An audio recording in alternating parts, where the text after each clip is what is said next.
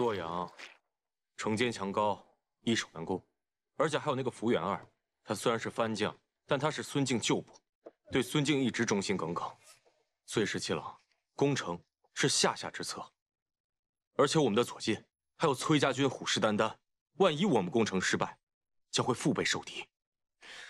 洛阳城也并不是没有破绽。孙敬的内弟郑国公，不是在洛阳城督战吗？此人志大才疏，又素来与福原二不和，我看他就是洛阳城最大的破绽。十七郎，洛阳城中派出密使，想见你。请。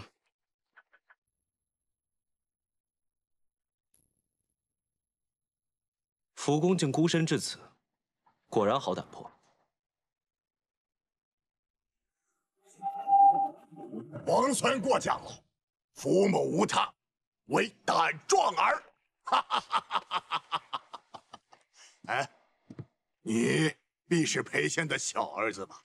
想当年我和你爹一起领兵征伐翼罗的时候，你还在吃奶呢。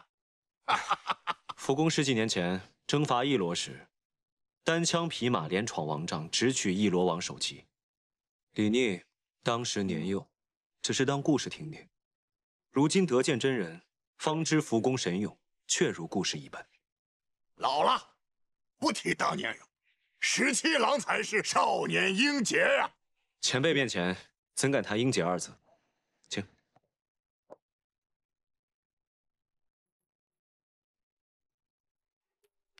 镇西军和崔家军在并州的事儿，老夫都听说了。这韩立既是皇孙所获，那为何不将建州城也一同获入囊中，反而让崔家占了个大便宜？我们镇西军不像崔家军这么财大气粗，所以只能拿建州换取粮草，我也是无可奈何。皇孙就不想出口恶气，把那崔家的粮草辎重夺过来？福公怕是忘了，我为何兵临洛阳城下？皇孙想要洛阳，福某心知肚明。只是眼下镇西军缺少粮草，人困马乏，强攻洛阳，不过是突然替崔家军做嫁衣。这顿亏，皇孙还没吃够。这世人皆道福公勇猛无仇，没想到这离间计用的也是如此高明。虽是离间，也是实情。皇孙此刻不出手，难道就放任他崔义势大，一路坐收渔翁之利，终成心腹之患？难道他崔义就比大都督还更好相与啊？福公有话，不妨直说。眼下两军压境，福某深受大都督私恩。以皇孙目前的兵力，若要攻破洛阳城，绝非易事。不若在3日内击溃他崔家军，一旦事成，福某立刻奉上城中半数粮草。镇西军只要绕城而过，福某绝不阻拦。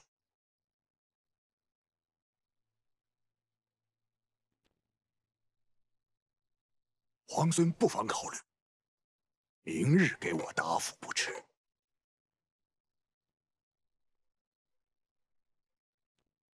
好。老夫先告辞了。哎，我已命人备好了30车粮草，今夜就可送达，作为老夫此行赠礼。福公就不怕我收了粮草之后，转头就攻打洛阳？30车粮草，老夫还送得起。告辞了。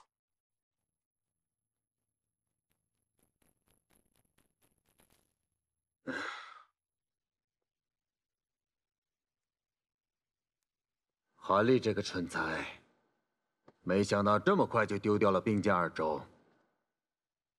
我还以为他经营多年，起码能耗得镇西军大伤元气，没想到他中看不中用。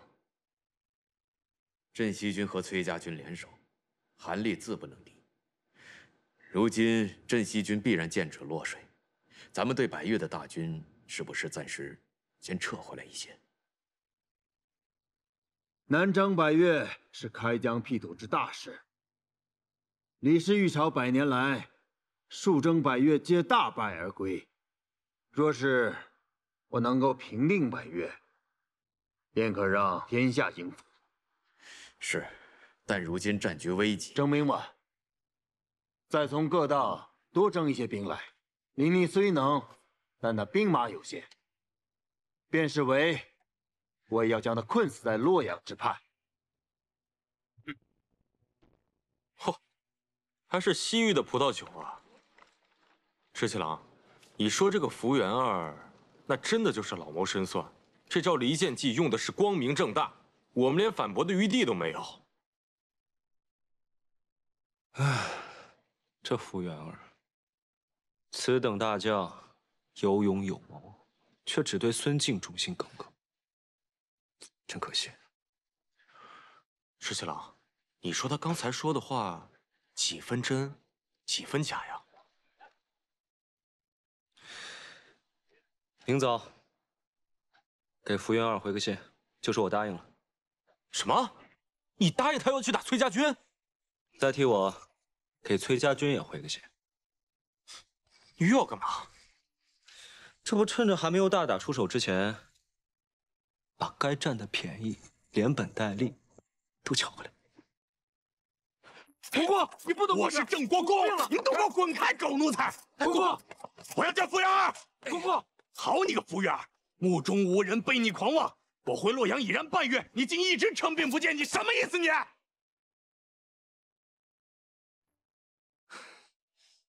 我已然得到密报，说前几日你独自一人前往镇西军大营，私会了李逆。说，你是不是背着大都督与李逆有什么勾当？没错，3日前，我确实去了镇西军大营，还见了李逆。好，既然你都招认了，那就快快交出帅印吧！啊，傅老将军，你可是手握着洛阳军政大权，万一和李逆有什么里应外合的话，岂不是对大都督不利？帅印，那是大都督亲手，除非大都督亲至，否则我是不会交出帅印的。巧言令色你！我见李逆是想逼迫他去打崔家军，两军现陈兵落水，若是联手，这洛阳城就凶险得很呐。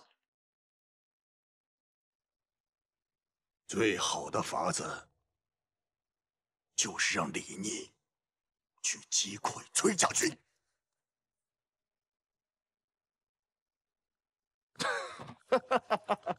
那照福老将军这么说的话，你还真有法子让李逆打崔家军不成？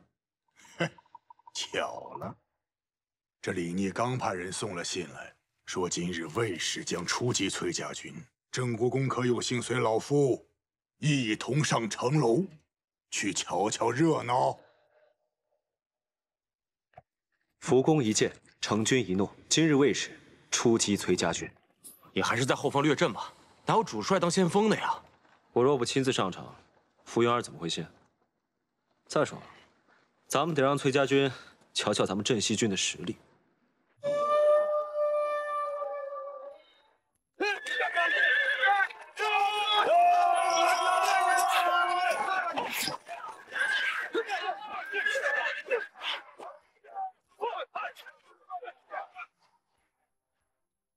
报！镇西军以全数而出，杀向崔家军。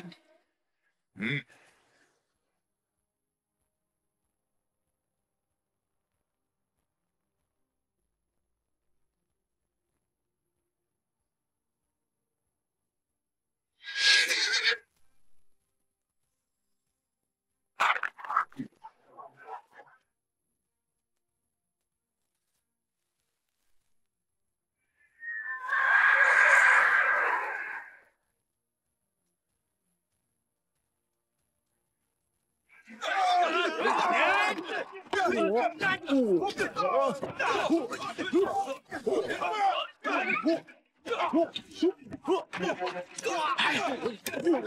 俩在这打什么呀？石青郎不是说假打吗？打谁不一样？屁话！你打自己人吧，打崔家军呐，打他们啊！去呀！呀！打他们！呀！走！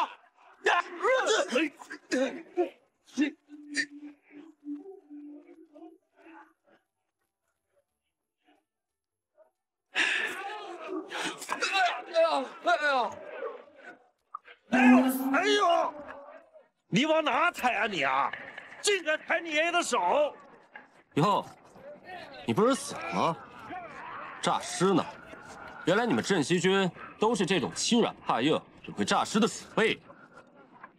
臭小子，看爷爷今天怎么收拾你！呀！你。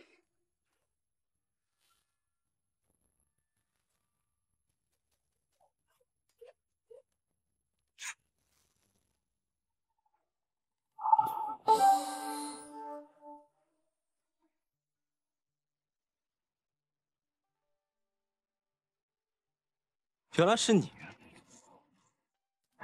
哦，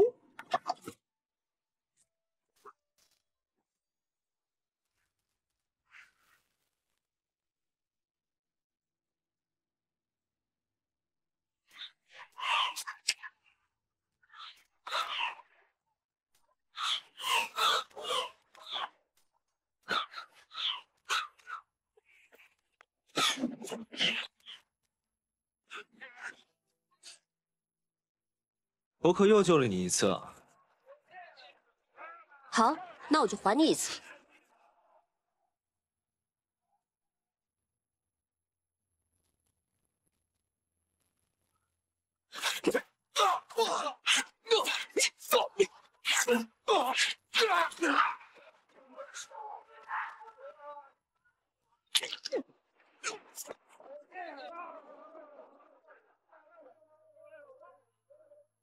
这些人为何要杀你？这些人虽皆是面生之人，又极力遮掩，但我心中有所猜测。石青郎，没事吧？受伤了？姓崔的，不是说好了假打吗？怎么回事？我看交战到这儿差不多了。走。报！如何？事后来报，镇西军已击溃崔家军。崔公子负伤，崔家军后撤30里，重新列阵。镇西军虽胜，但损伤惨重。元帅李逆腿部中枪，已被抬回军中。好，哎，副将军，都说这个李逆狡诈，崔家军勇武，我看不过如此嘛。不如让我带兵各个击破，好向大都督报喜。什么？哎，我答应了李逆。只要他击败崔家军，便送他半城粮草，允许他绕洛阳而过。什么？你给他粮草，你还让他绕城而过？你这要造反呢你！你懂什么？洛阳乃是东都，地势人心，非同寻常。眼下洛阳城中虽然是兵力粮草充足，但若是崔家军和镇西军联手攻城，亦或是围困洛阳，断绝粮道，岂不是置京都、置大都督于危险之中？我看你就是畏战，巧言令色。哼！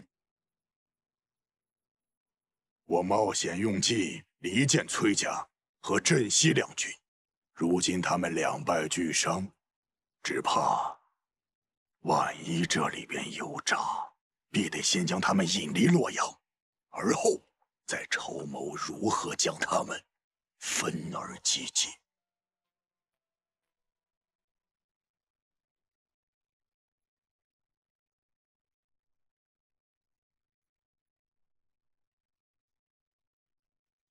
疼吧？不疼，就是蹭到了。阿莹，你怎么受伤了？公子，没事儿，我没受伤。没有伤到就好。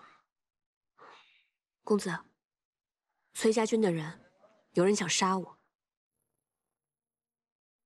不对，刚才我戴着面具，他们以为我是你。是有人想杀你。那你觉得是何人所为？崔家军中的人能一直这样不遗余力地针对你我，还能有谁呢？看来这个崔丽隐忍多年，终究是忍不住了。公子放心，我会有办法，让他掀不起风浪来。石七郎，哟，石七郎，今儿叫我来，不喝酒了，改喝茶了？以茶代酒，千饮几杯。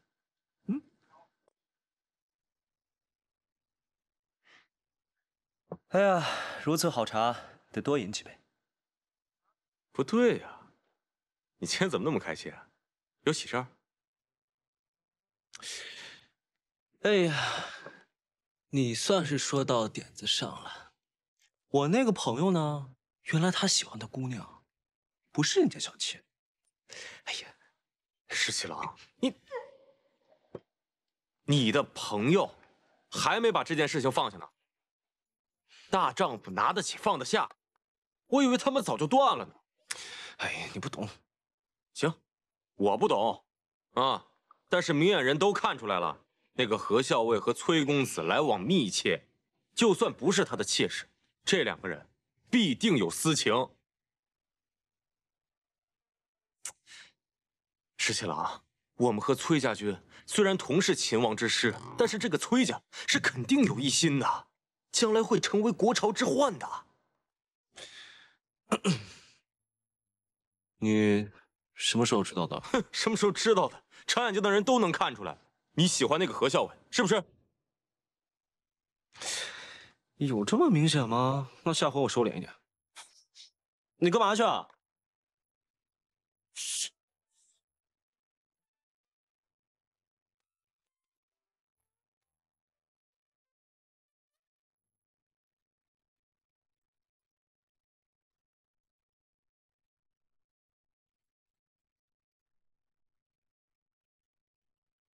小伟，吃饭啦！吃饭啦！桃子，帮我把最毒的毒药拿来，沾唇即死的那种。你要毒药做什么？去拿来就是了。哦，行，我这个去。毒药。哎呀，最毒的毒药。怎么，何校尉知道我来了，想杀我灭口啊？皇孙受了伤，不在营中休养，到我这来做什么？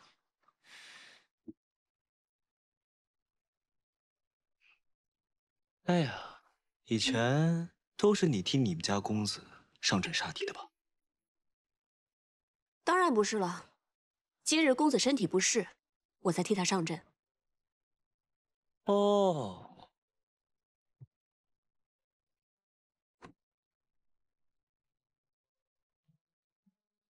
我都已经知道了。知道什么？我知道了你的身份。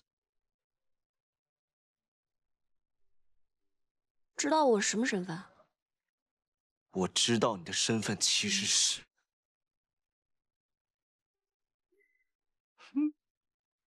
我知道你其实压根就不是崔公子的小妾。我就不是。那又如何？哼，你这个满口谎言的小骗子！啊，跟你商量个事啊，如果我抓到郑国公，洛阳就归我，如何？那不行，即便你能抓到郑国公，除非你们镇西军不需要我们崔家军相助就能攻下洛阳，否则洛阳不能归你。小伟，毒药拿来了，咱们是要去给镇西军下毒吗？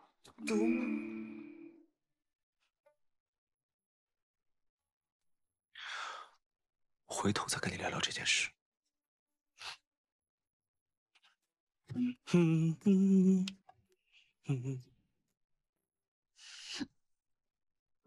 小伟，这李皇孙怎么来了？他跟你说什么了？怎么还有以后再说？你以前有什么事情都不瞒着我，现在都不告诉我了。是毒药还用吗？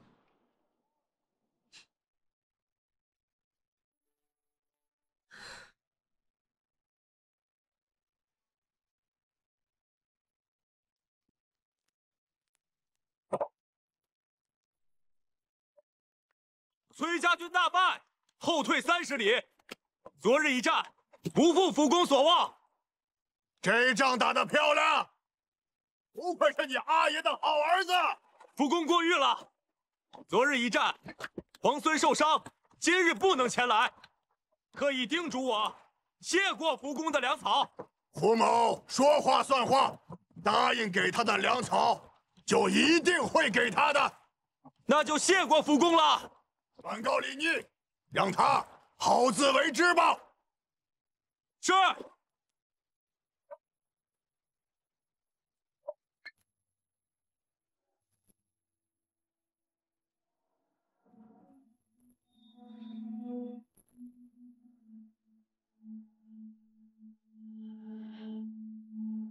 十七郎，这不是服务员答应给咱们的粮食吗？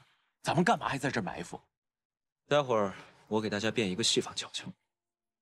什么戏法？就从这粮食里面，给你们变一个郑国公出来。啊！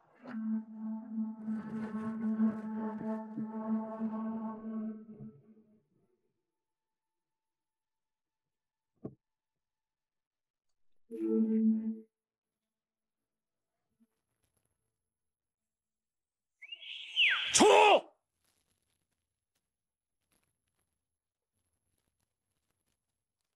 出来！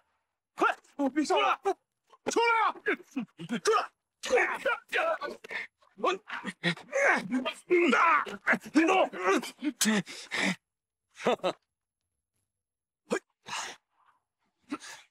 裴将军啊，这够吃多长时间啊？够吃一阵了。这还抓到一条大鱼呢！这下洛阳城啊，稳妥了。这就是孙敬的小舅子，郑国公是吧？啊，哎，长得也不咋好看呀。就是啊，那孙敬的老婆长得肯定也不好看。哎呀，我还没见过国公这样的大官。这甲不错呀，不错呀。这样的大官就义道，竟然嗷嗷的哭。洛阳城的亲贵子弟躲在这个粮车上想偷袭我们，还是我们十七郎神机妙算，把他们逮了个正着。既然已经抓了郑国公，那么这洛阳城就等于是在我们手上了。是啊，太好了，太好了！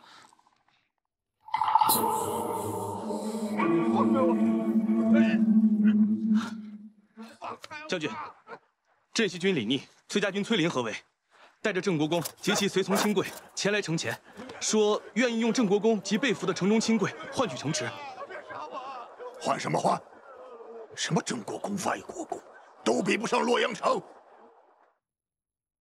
这等泼皮无赖的事，也只有你们镇西军做得出来。你别看泼皮无赖，可是管用啊！敢不敢跟我打个赌？我才不跟你赌。姓福的胡儿，给我听好了，我们家皇孙李元帅说了，给你一个机会，只要你打开洛阳城的城门，我们就放了郑国公和这些亲贵子弟，我们保证不拿城中的财帛，不伤害城中的百姓，怎么样啊？这买卖划算吧？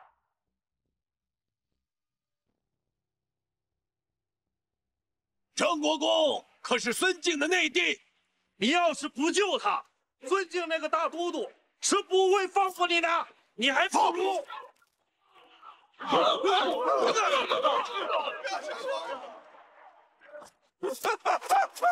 放箭啊！射死了郑国公，看孙敬不砍了你们的人头！福阳，你疯了！哎！福阳，福阳，别！你放啊！别！放啊！福阳，别啊！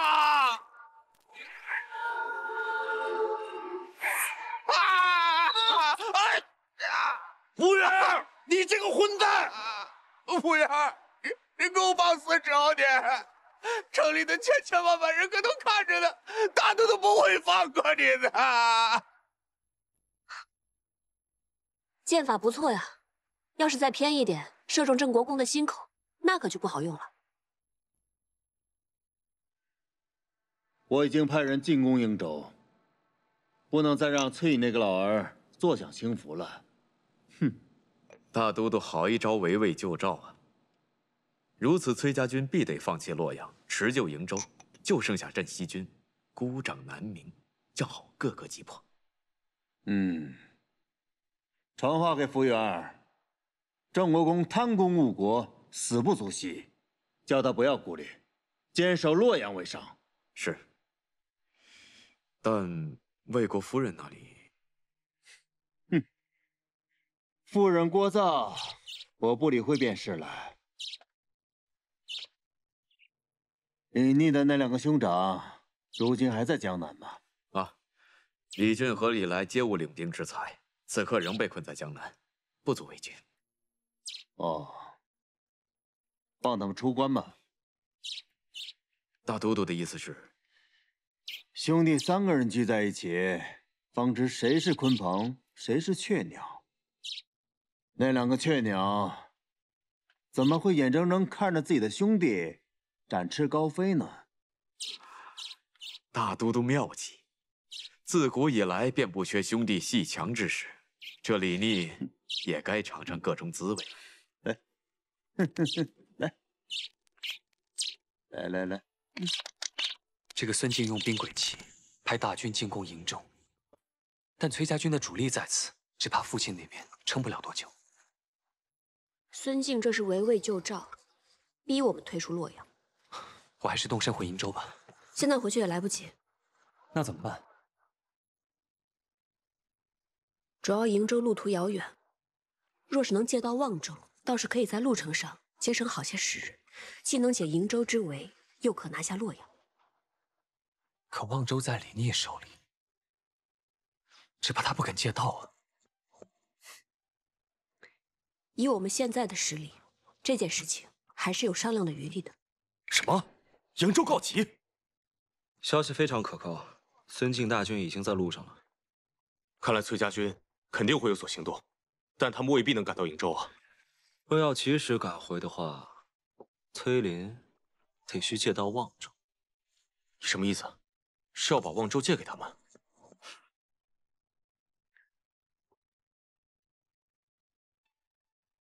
我等他们来还。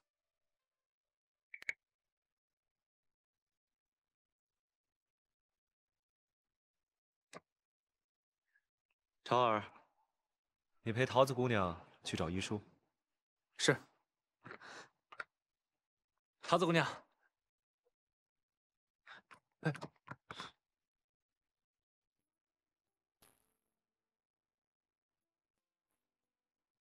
东都之壮阔，唯登高可见。俯视洛阳川，茫茫走胡兵。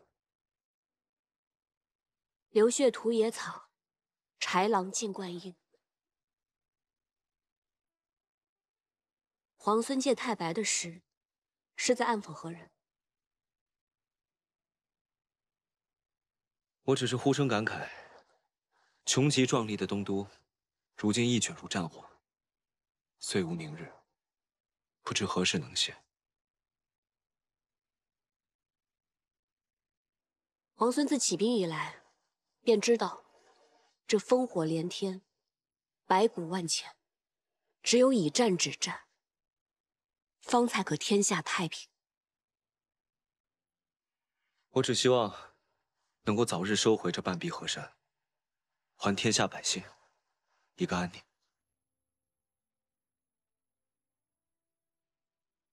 我也希望。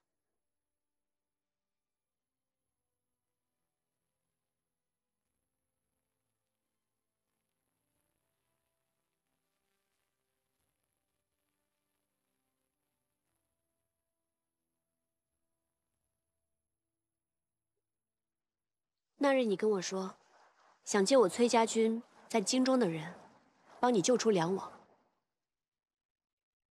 不是不行。但你得先赢了我。听你这口气，又想出什么花招？那皇孙愿不愿意跟我来赌一把？知道皇孙谨慎，那赌注就由我来说吧。如果我赢了，你要让我借到望州；如果你赢了，那我崔家军便帮你救出梁王。听上去倒是挺公平的，怎么赌？怎么赌？其实很简单，你闭上眼睛，我从1数到10，在数到10之前，如果你忍不住睁开了眼睛，那你便输了。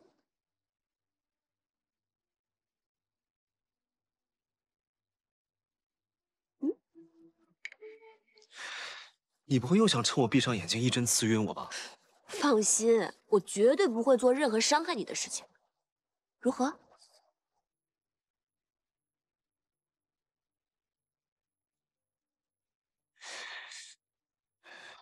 赌。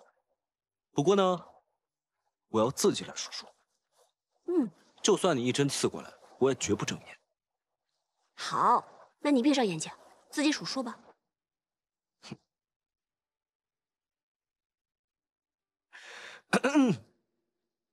1、2、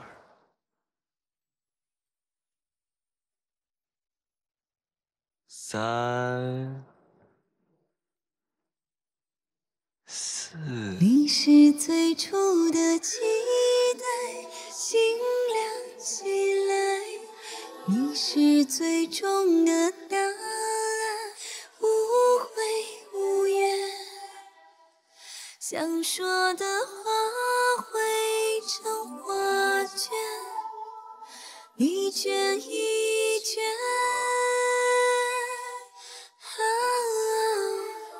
你是唯一的誓言，心照不宣。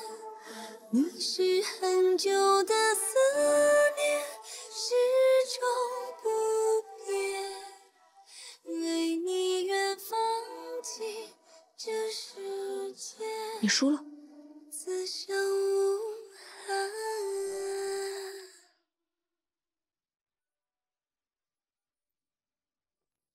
多远的距离，都有你的回应。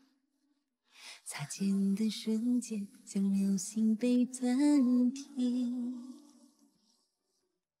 熟悉的声音，刚才可不可以不算啊？我怎能忘记，一幕幕都是你。刚才可不可以不算啊？最初的期待，心亮起来。你是最终的答案，无悔无怨。历经千帆也不离散，天地为鉴。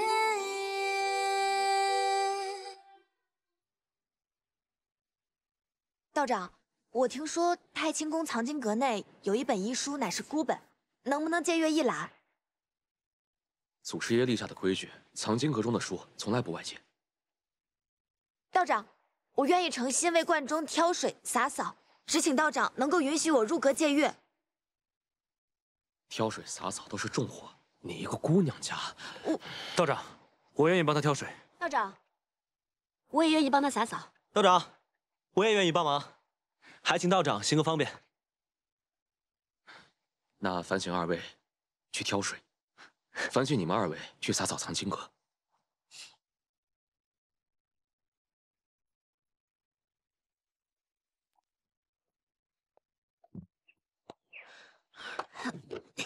哎，桃子姑娘，我来帮你吧。哎，那可不行，你是来帮我干活的，又不是来替我干活的。还有啊，你为什么要帮我？我也不知道，反正我一看到你，我就想帮你。那。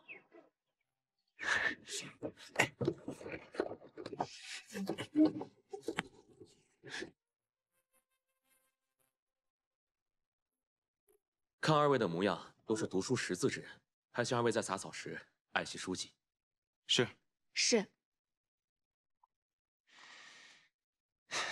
你休息一下，我来收拾吧。让皇孙亲自干活，这不太合适吧？既然我赌输了，就让我先略表心意。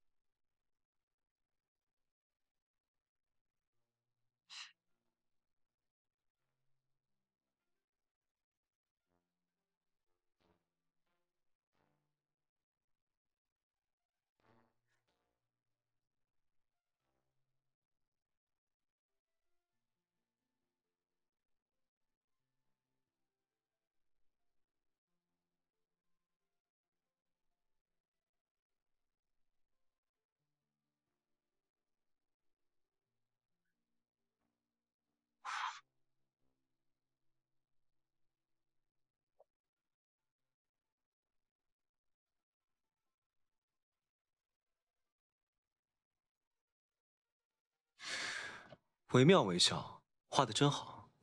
此画命名为《皇孙劳作图》，你觉得如何？题名更好。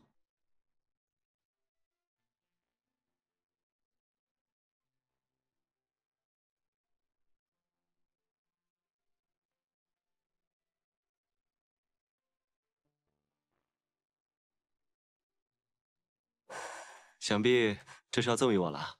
哎，这是我画的，为何要赠给你啊？可你画的分明是我，自然归我。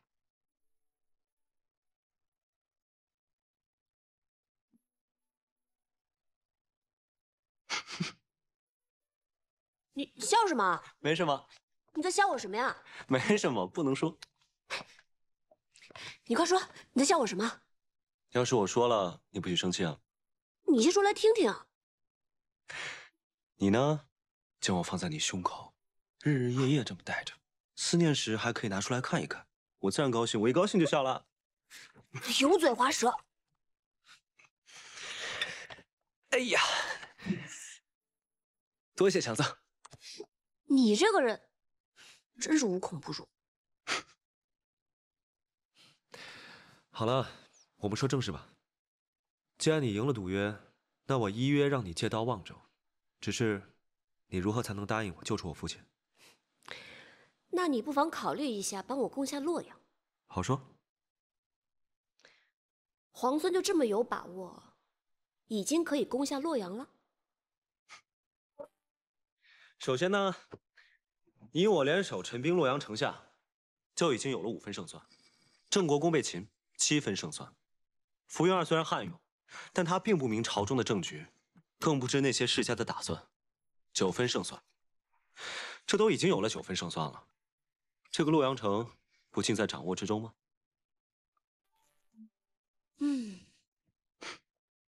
皇孙如此替梁王谋划，梁王何幸？他是我的父王，我自然会救他。他在孙敬手中，我怕我们攻破洛阳，孙敬未必不会起杀心。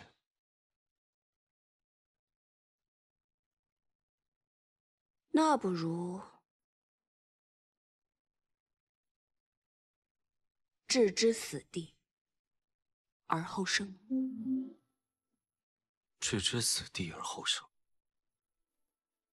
傅元儿假借大都督之名，是绝对不会救我们家郑国公了。只怕诸位府中的主人，傅元儿也是不会救的了。那又怎么办？那怎么办啊？傅元儿是不能指望了，我们必须靠自己把主人救出来啊！这话说的对。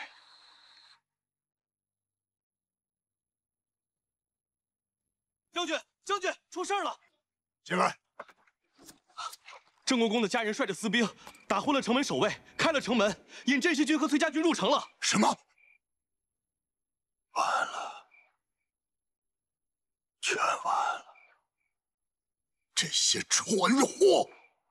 没想到这洛阳城葬送在他们手里，我要杀了这些蠢货，斩死寻常！撤！先取粮草，放线士去了。撤！镇西军崔家军合围攻击洛阳，围城多日，难以强攻。李逆巧妙用计，令郑国公家人撕开城门，镇西军崔家军才得以潜入洛阳。福原儿奋起反抗，率守军苦战2日1夜，终于不敌。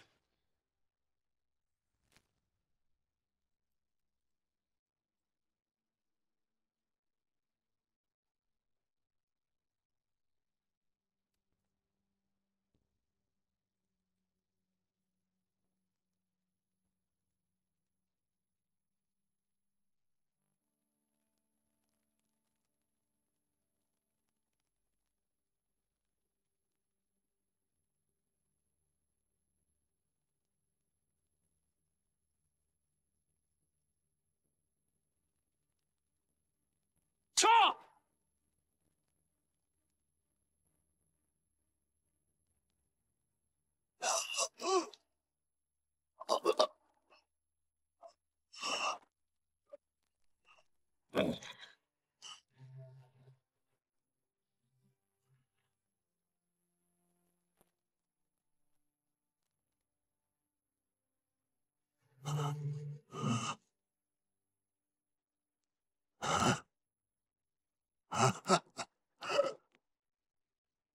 我欠大都督一条命，原本想守住洛阳，来换这条命，没想到洛阳一失，看来今天我真的把这条命还给大都督了。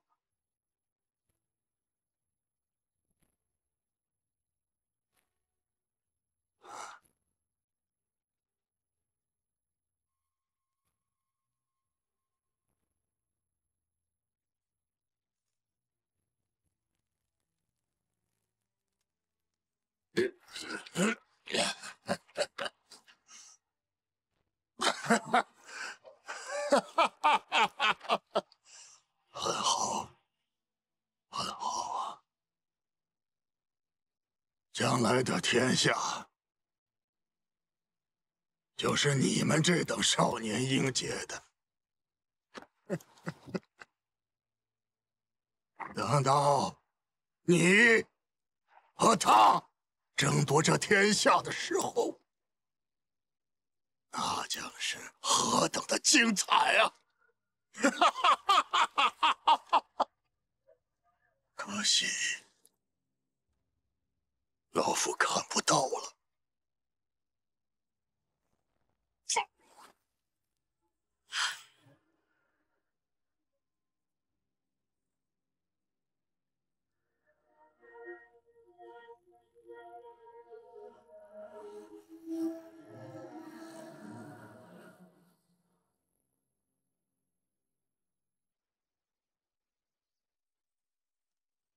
怎么样，桃子姑娘，我买对了吗？小薇让我给皇孙殿下配的假死药，可是复杂的很呢。要是找不到所有的药材的话，这药可就配不出来了。这里面还差着好几味药呢。可是集市上的药材铺子我都已经跑遍了，你要的那几味药材实在是买不到了。那要不然我陪你上山采药材吧？那我前些时日呢配置了一副毒药，只要人沾到身上就会奇痒无比。我倒是把解药给研制出来了，就是苦于还没有人来帮我试试，不知道到底有没有用。那我来治。这可是会很痒的，我可没跟你开玩笑。万一我那个解药不管用，你至少会养上3天3夜的。没关系，桃子姑娘，我相信你。行，那就这样。既然你都帮我试了解药，17郎要的药材我一定尽快给你配好。好。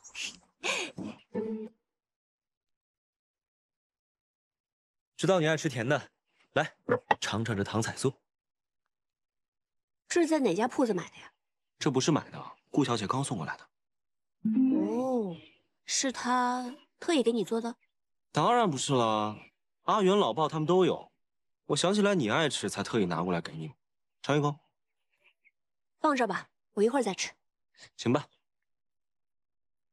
对了，跟京都的人都联络妥了，现在万事俱备，只欠东风。药在桃子那里，还没配好。我知道，我让长耳天天跟着他，看能帮上什么忙。你让谢长耳给桃子帮忙，我看别是添乱才好。添乱也好啊，省得他总在你旁边，我都怕他拿毒针刺我。好好的，他干嘛拿毒针刺你啊？因为呀，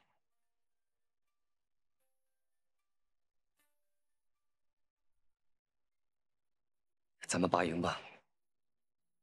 与镇西军同住在这里十分不便，哪怕今日在外面搭营帐，也要搬出去。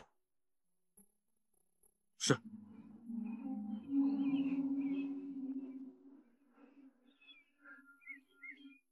哦，我突然想起来了，我们家公子啊最爱吃这个点心了，我现在就给公子送去。哎，我特意给你拿的点心，你怎么送别人呢？那不也是别人送给你，你才拿来给我的呀？哎，哎，哎，哎。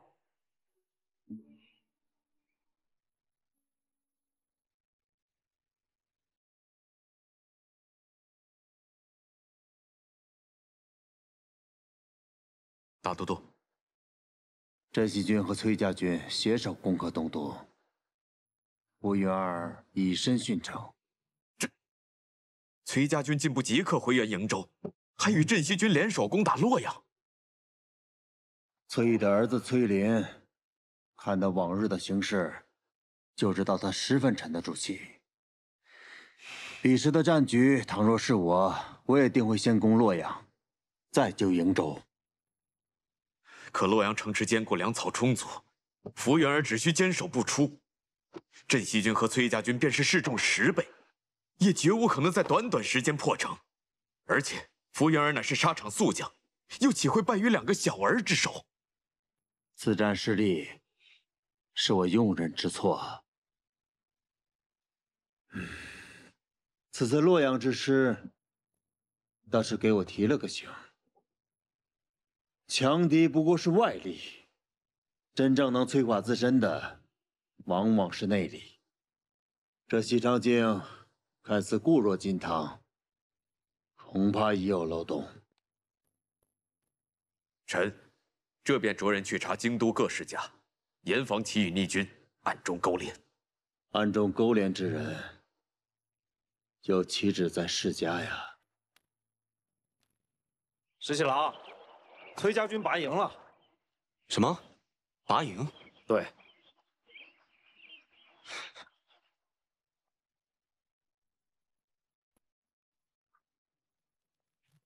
三位，都已经收拾差不多了。我去河边走走。哦，我陪你一起去。不用了，你先忙吧。好。里面东西都收快一点。是是。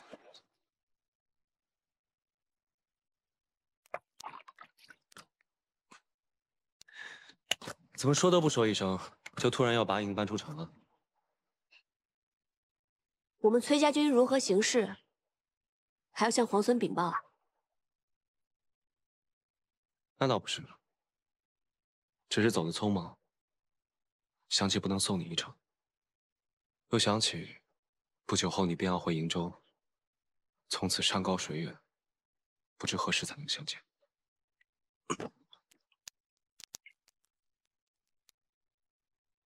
那我答应你，等我回瀛州之前，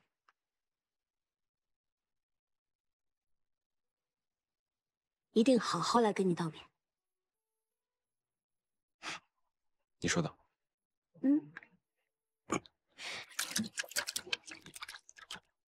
这是怎么打的呀？哎，在劳兰关，狼特别多，每一次出城遇到狼时，我们便会随手捡起一块石头来打狼。日子久了，大家都学会了这项技能。每当闲暇的时候，便会在劳兰关河边打水漂。赢的那个呢，第一块烤羊肉便归他。听起来真有意思。想试试吗？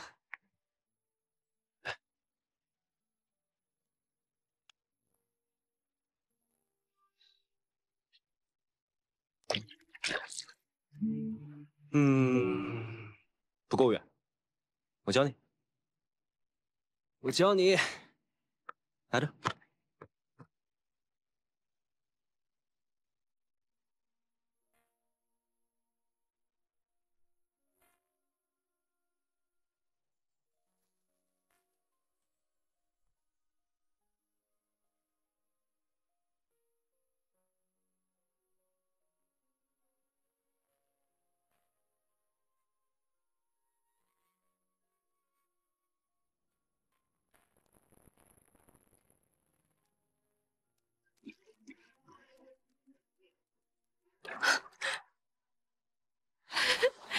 成了，成了，原来是这样。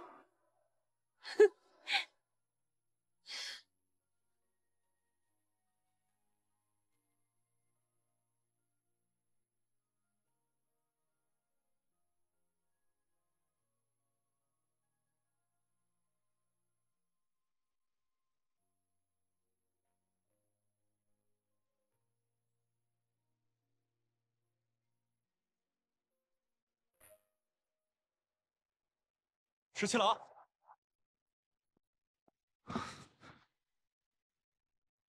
崔离来见过我。崔离，此人志大才疏，且小人无节，为了权势不择手段。怎么，他找你所为何事？他想联手我们击杀崔林。小裴将军，在下有意与镇西军联手，击杀崔林。你就不怕我把你绑了起来，送到崔公子面前啊？恕在下直言，就在杀崔林这件事情上，你我二人的立场应该是一致的呀。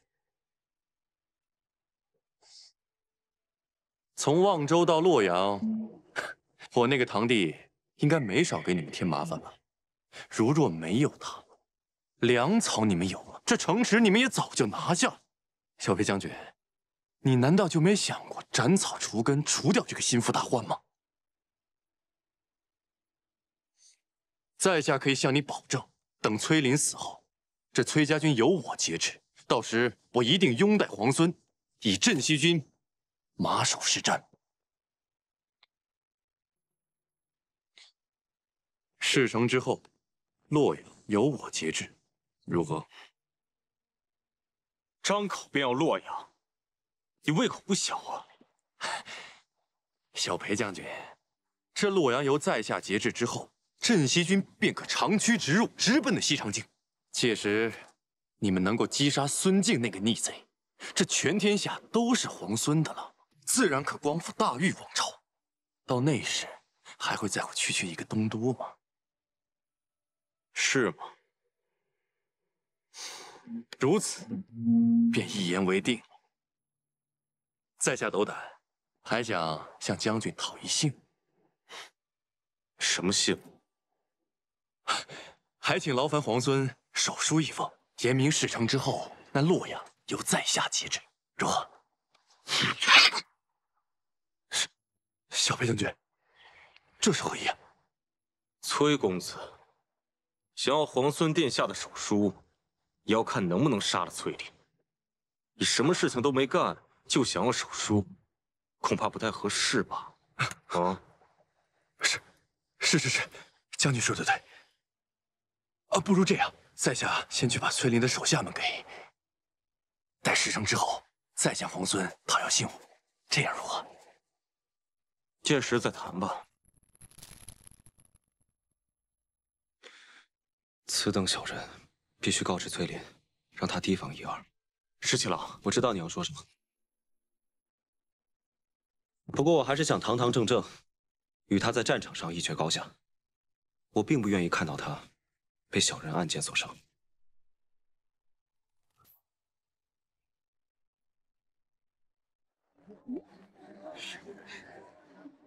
桃子姑娘，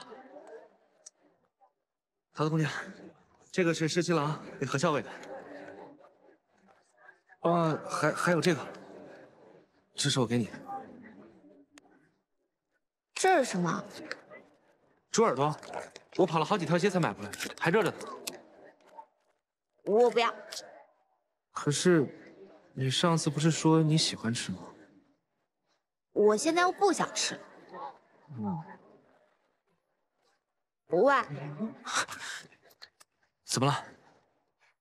我这几日和校尉住到城外去了，你感觉身上有没有什么不舒服啊？哦，没有没有，你给我的药挺好的，我就养了2天就好了。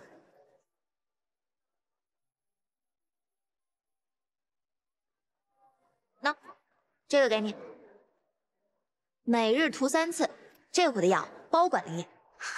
谢谢桃子姑娘。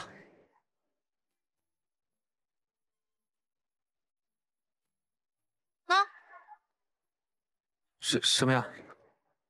猪耳朵呀，本姑娘忽然又想吃了。给。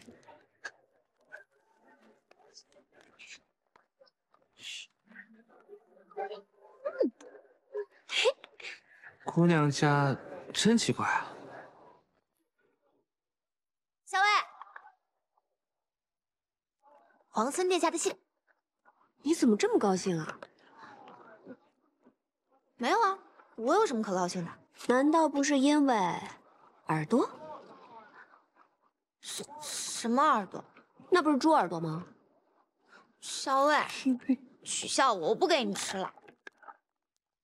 阿莹，闻得崔家军中有叛者，欲谋崔公子性命，恐有厉害阴谋。你与公子左右多加留意，有别后珍重。从今日起，再增加1支亲卫保护公子。此去瀛州，行军路途复杂，务必要保护好公子的安全。是，属下这就去安排。阿莹，怎么忽然想起来要增加我的护卫了？公子，收到线报，崔离欲对公子不利，我军即将拔营，公子的安危必然是重中之重。阿莹，不用担心我，连番行军辛苦，你本来思虑就多，应当要好好保重。为公子考量是我的本分。行。桃子，帮我把这封信交给谢长耳。怎么了？你最近总是取笑我，我不给你送信。你这是不想送信呢，还是不想接谢长耳啊？要是后者的话呢，这样，我在信上呢再添上一句，告诉他们以后送信就让老鲍来，免得惹我们桃子姑娘不高兴。哎，你看你，那他们都是一丘之貉，谁送不都一样？我来吧。那你早去早回啊，可别欺负耳朵。谁欺负他了？哼，嘴硬。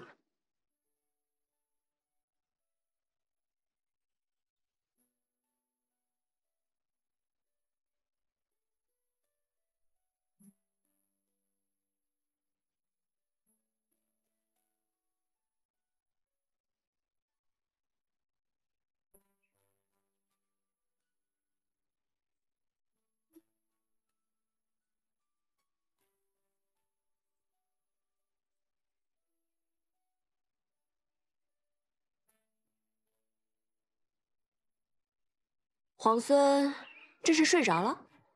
何校尉要再不来，我怕我要睡到晚上才行。沐天席地，十七郎真是到哪儿都能自在逍遥啊！自是因为此刻清风为善，草木为香呢。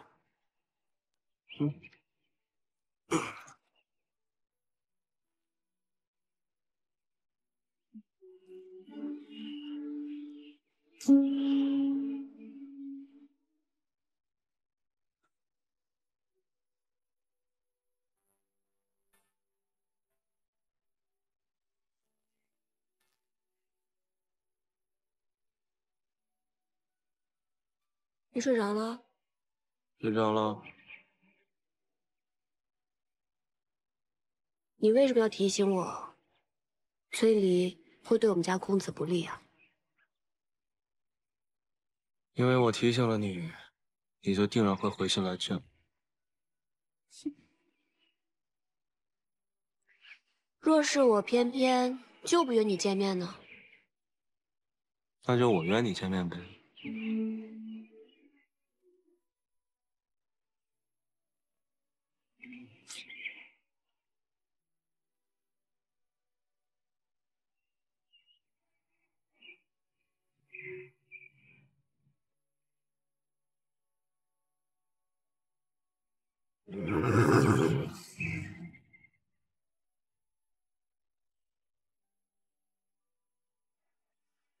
我要回瀛州了，答应过你，要和你好好告别。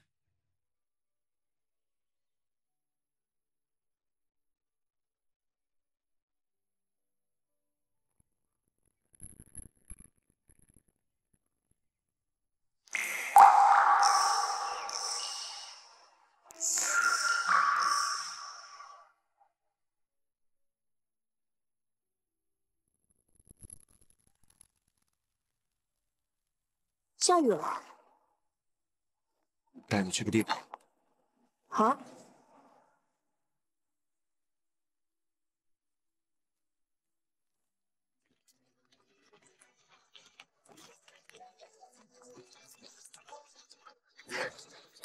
没想到黄森还准备了这么一间屋子。那是自然。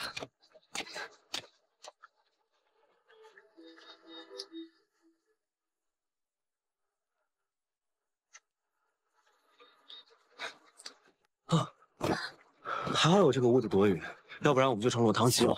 黄森落汤鸡的样子，我又不是没见过。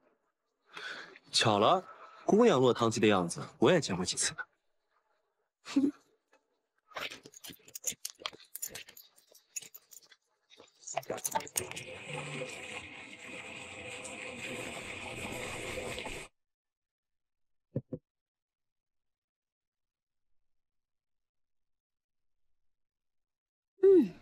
清香沁人，入口微苦，别有一番风味。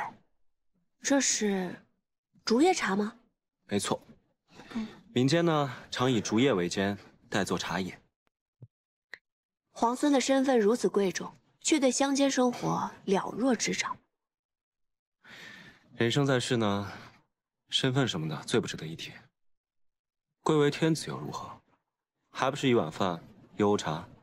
我倒觉得在这里当个田舍翁，活得更痛快些。但你有没有想过，若是天子无道，田舍翁们流离失所，就连粗茶淡饭也成了奢望，还谈何痛快呢？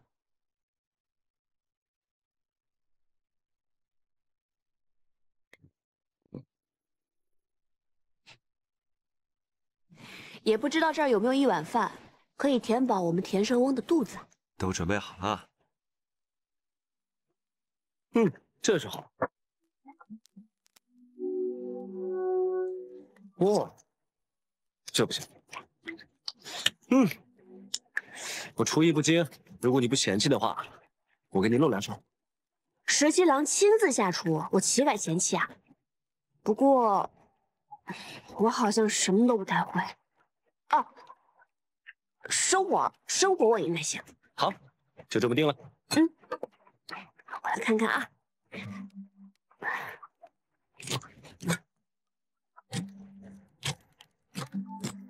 没想到皇孙准备了这么周全的食材。我怕你肚子饿呀。哇，你还真的会烧菜啊？这有什么的？我们在劳兰关，洗衣、打猎、缝纫、做饭，不都是自己来？那你在劳兰关的时候没有带侍婢吗？我要带侍婢的话，与我在京都王府里的生活有什么分别啊？身为皇孙，却不喜欢王府锦衣玉食的生活，倒是有趣啊。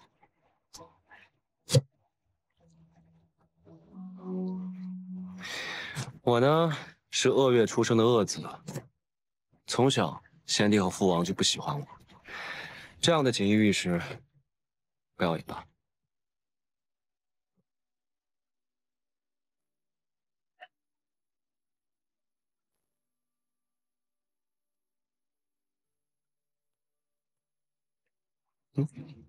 拉风香烧火呀。好。烧火放火是我最擅长的。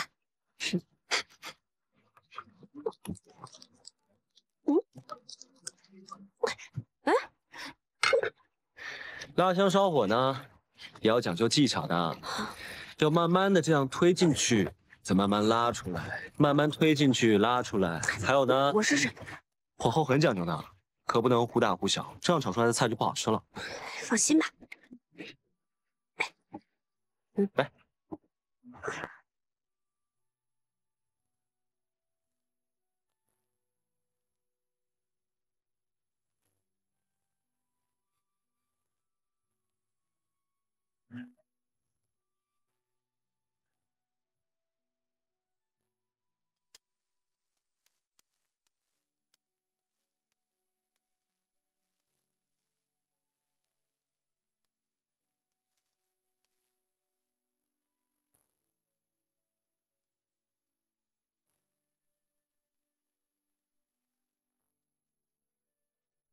来啦，米饭来啦！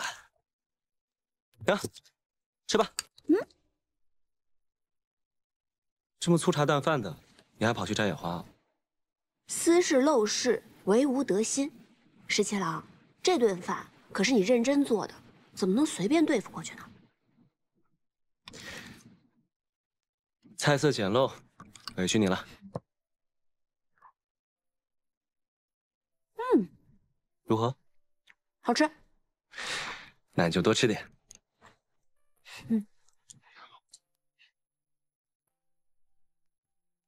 你不怕我在饭菜里下毒啊？当然怕了。所以刚才我在烧火的时候，已经放了毒液。皇孙，你现在已经中毒了。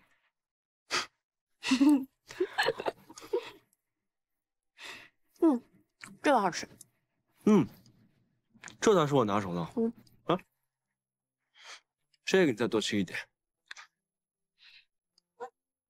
好吃。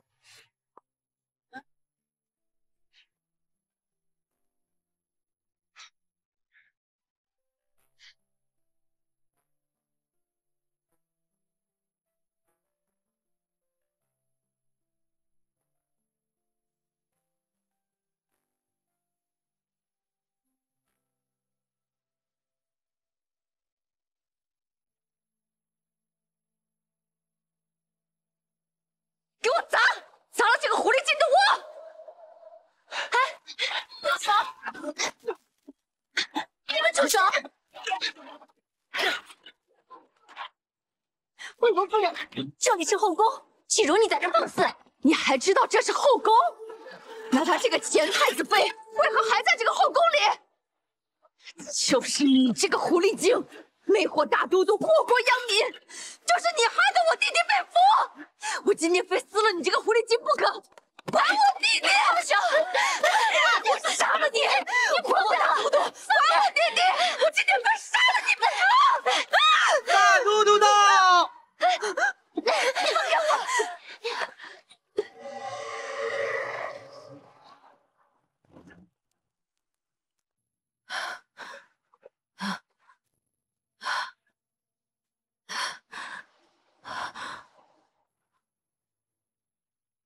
来人，魏国夫人病了，扶她下去，速速请御医。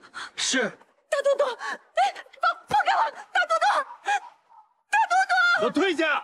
大都督，如何？你受伤了？委屈你了。切不委屈。我早知道就会有今日，怎会委屈？这几日我一直在想，当年我若是带你一走了之，那又会是什么样子的？想当初，我在城外的10里长亭，足足等了你1日。直到太阳落山，也没见你来，我就知道你再也不会来了。虽然当时我已经被选做了太子妃，但是只要你愿意带我走，我是可以跟你远走高飞的，隐姓埋名，哪怕做一对贫贱夫妻，我也甘之如饴。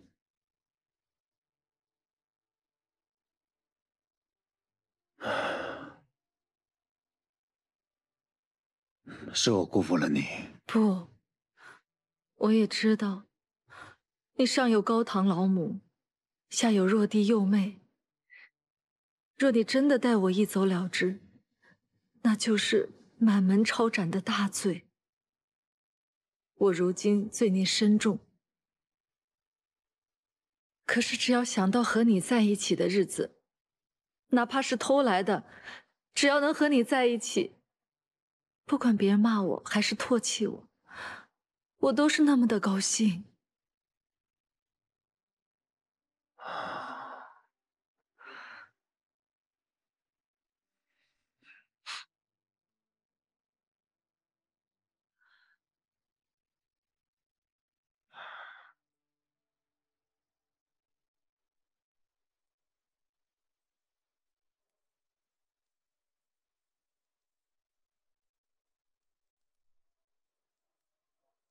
韩将军，咱们现在距离西长京是不是已经很远很远了？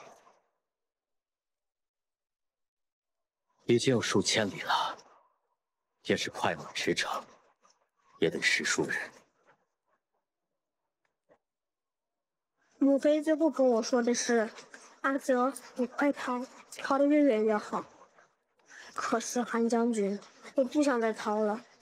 我是太子的长子，我是国朝的太孙，但现在我每日都像老鼠一样东躲西藏。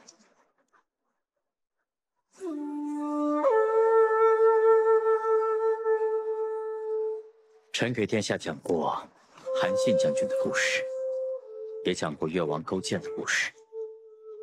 殿下如今是避险，忍辱负重，才能有将来收复河山的一日。那日你说镇西军统帅李密是我17堂兄，镇西军已经从劳兰关一直杀到了望州。17哥领兵还是挺厉害的，我真想同他一样，与敌人正面对阵，拼杀一场。17皇孙确实战功显著，但镇西军原是府兵，裴贤与先太子并不亲近。殿下如今身份贵重，哪怕是血脉至亲，也不能轻易相信。何况梁王殿下还被孙敬扣在西长京，只怕李逆有所顾虑，所思甚多。韩将军，那我们什么时候才能回到西长京呢？定有那日的。臣一定护送殿下重返西长京，浩浩荡荡，堂堂正正。自从孙敬起兵，我离开平凉后，就再也没有这样一个下午可以如此安逸。能与知己在屋檐下赏雨的这份闲心，更难得。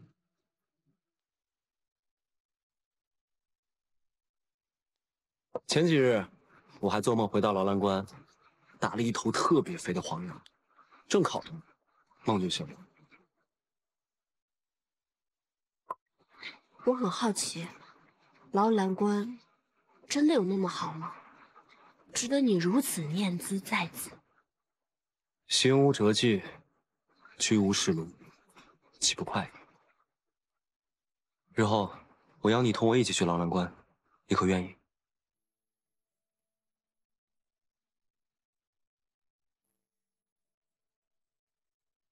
你明明知道这是梦，树欲静而风不止。17郎，你以如今的身份，还能抛开一切，重回边塞，过那样的生活吗？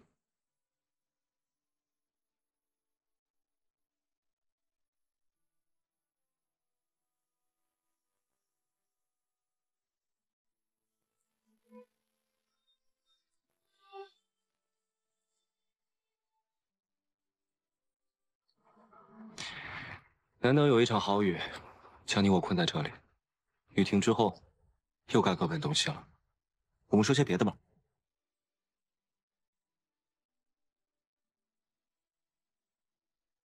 好，那就说说你吧。你小的时候是不是特别顽皮呀？何止顽皮，简直顽劣。我父王打我的藤条都不知道断了多少根呢。看来梁王殿下这番苦心管教，这收效却是甚微啊。我倒不怕挨打，我就怕念叨。我娘生我时难产而亡，整个王府之中，只有董王妃对我十分照顾。我父王又不喜欢我，我的2位兄长都仗着父王的偏心，总让我顶包挨打。日子久了，父王就更讨厌我，见到我就皱眉。真想不到，你还受这样的气度。我那2位兄长都是董王妃所生，我娘是董王妃身边的侍女，听说从前义不得宠，幸好董王妃对我娘十分照顾。我阿娘过世之后，又是董王妃抚育我，为着王妃，我也就万事不与兄长计较。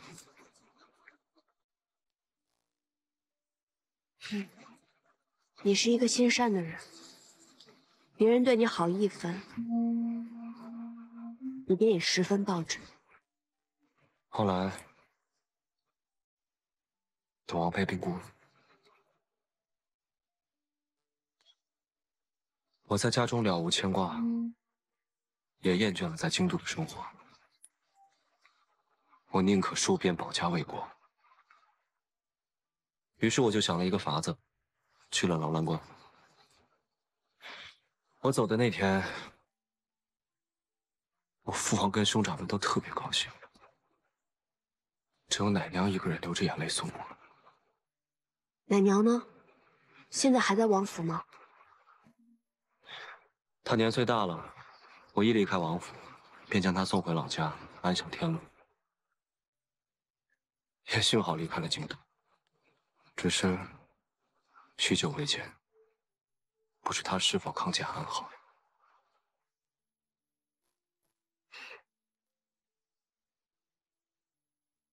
还能有记挂着的人，就不会觉得孤独。我阿娘也去世很久了，我都已经快记不得她的样子，但每次想到她，都觉得她在陪着我，我也不会觉得孤单。你小时候是什么样的人？我真想象不出来。我猜你一定是个人小鬼大、难缠至极的吧？我从小是被当成男孩子养大的，读书练武和其他的男孩没有差别。男孩子学什么，我就要比他们学得更好。都是你爹娘逼你的？不，是我自愿的。我是女儿身，志向与男儿无异，本就该付出更多努力。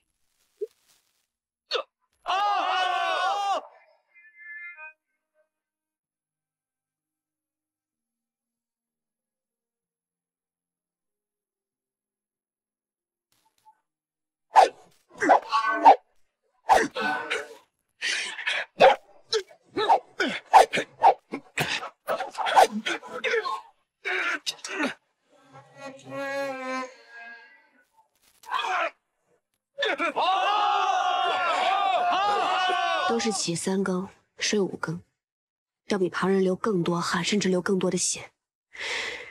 有时候太累了，受伤了，即使十分辛苦，也会默默忍着，更不愿让任何人知道。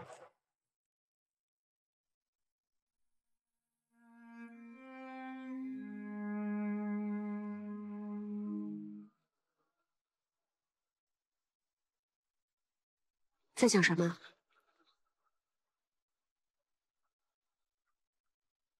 我在想，要是我们早些认识就好了。为什么？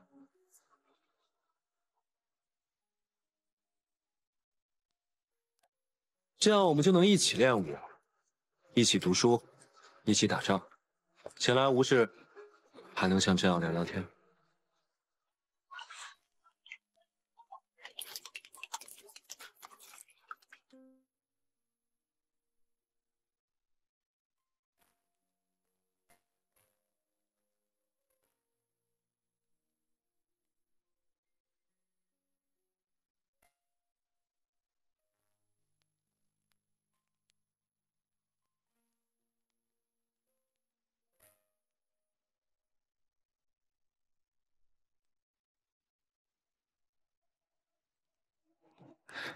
这么快雨停了。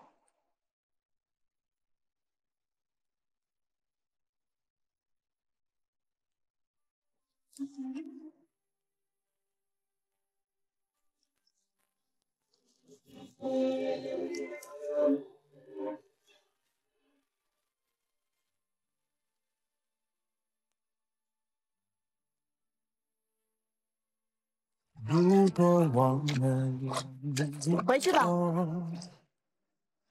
好。回忆色沉默，落在你心上的斑驳，那牵扯使我难舍。如果思念不曾遗落，眷念着回到最初一刻，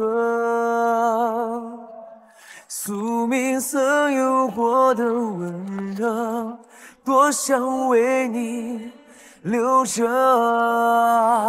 如果还记得我们曾承诺过，从此爱上我，也要为你活着。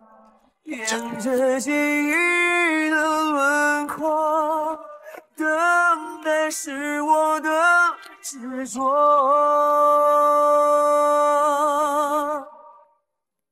如果爱情送君千里，终须一别。回去吧。我再送你一程。我会为你爱着，心愿为了你割舍，一直等着你回应我。韩莹，这20年来，我从未有过今日午后这般安宁喜乐。我也是。待到天下太平，你我并肩，同游乐永远。一言为定。宿命曾有过的温热，多想为你留着。如果还记得为你守的承诺，颠覆了因果，我会为你爱着，心愿为了你割舍，一直等着你回应我。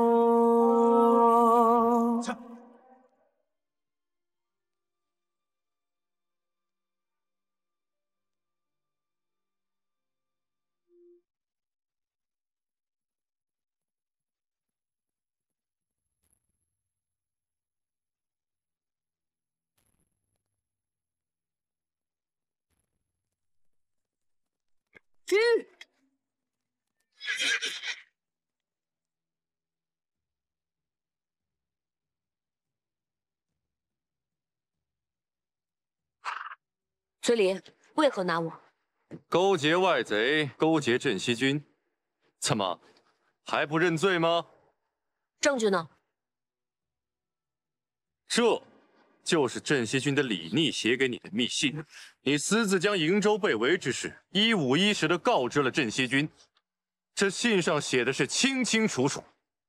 你是如何拿到这封信的？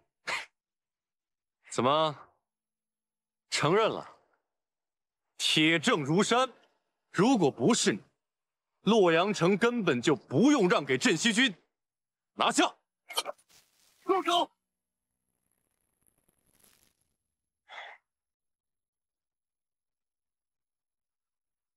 十七郎，你可算回来了。出什么事了？接到军中急报，李俊和李兰已经率军兵临洛水。看来，这孙敬早就撤出了围困我兄长的兵马。我那2位兄长，果然是不负所望。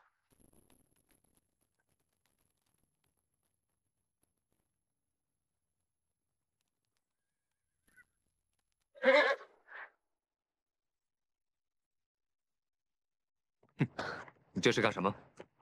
阿林，你来的正好。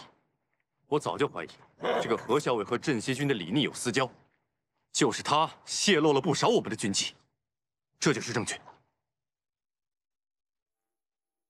就是这个何校尉将我们瀛州被围之事泄露了出去，这洛阳城我们才不得不拱手相让啊！这何校尉如果不死，如何对得起那些浴血沙场的将士？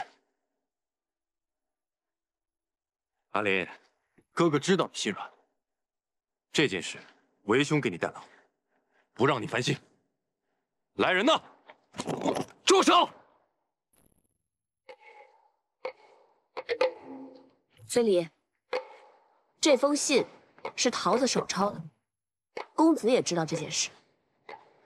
何校尉近日在军中发现有异动，将此事禀明我之后，刻意写了这封信作为诱饵，只是为了看看谁会上钩。你这是设计陷害我！信在我屋子里，若不是你存了害人之心，派人去窃取，又为何会到你手上？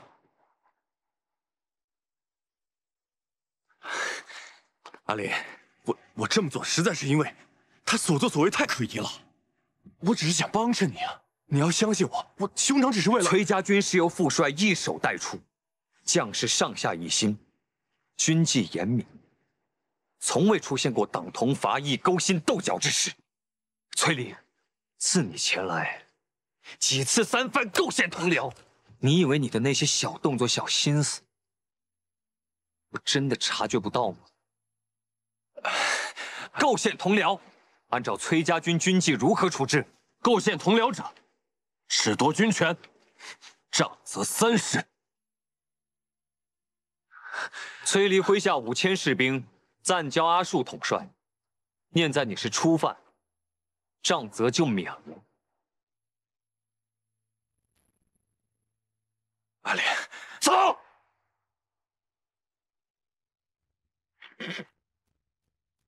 这次啊，借机收回了崔离的兵权，想必如今他也翻不出什么浪花来了。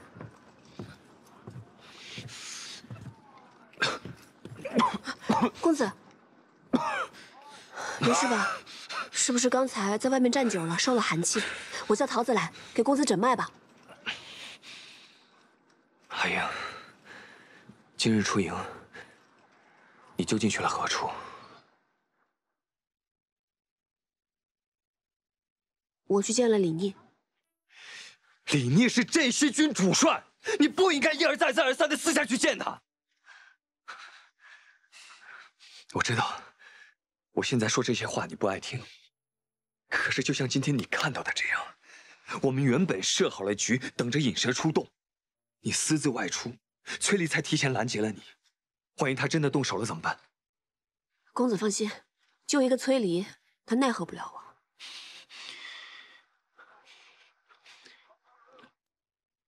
阿英，我知道你胸有成竹，可是刀剑无眼啊！如果你真的受伤了，你让我如何放心？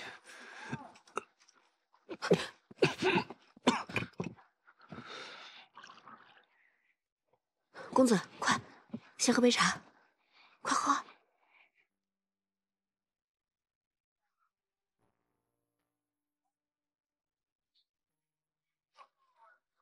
好点吗？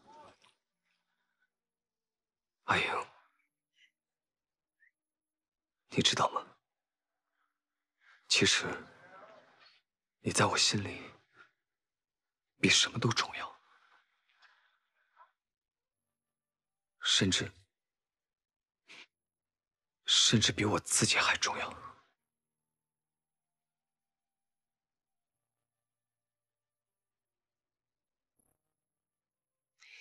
你我从小一起长大，我一直都把你当做兄长看待，所以于我而言，你也很重要。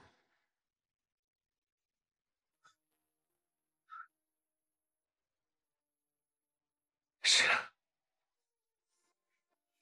你我情同兄妹，说这些话，反倒生分了。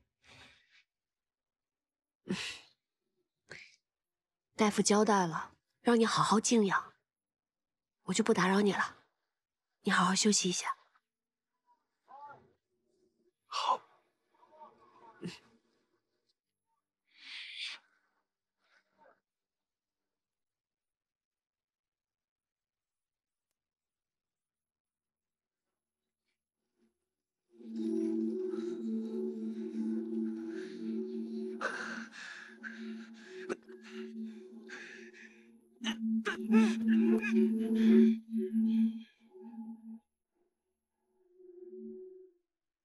最迟明日，李俊和李来就会率军抵达洛阳。他们二位向来是志大才疏，又嫉妒你的战功赫赫，此次前来必定是来意不善。石七郎，拿个主意吧。既然兄长们都来了，那我们就走吧，把这个洛阳城让给他们便是。把洛阳城让给他们？洛阳是咱们辛辛苦苦打下来的，而且又以3城换崔家军退出洛阳，现在就要拱手相让吗？兄长们驻守洛阳城也是一样的，兵贵神速，咱们就去统贯。那怎么能一样呢？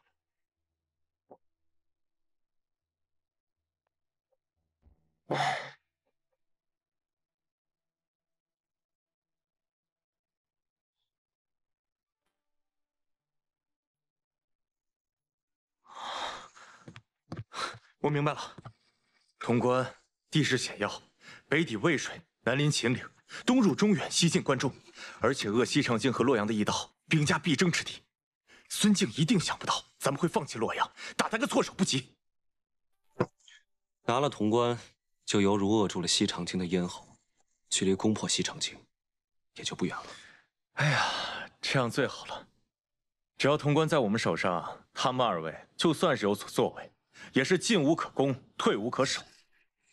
石七郎，我还以为你会对他们二位心慈手软，现在看来如此甚好。我的确是为我那2位兄长着想，他们好大喜功，又容易得意忘形，不如就让他们在洛阳城里面待着，免得万一他们又中什么圈套，我还要费尽心思去救他们。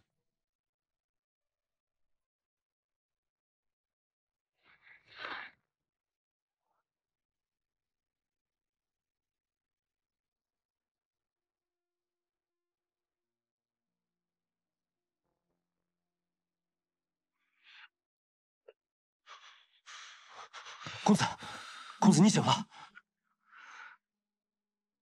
何校尉呢？他昨晚都在自己的营帐中，未曾出去。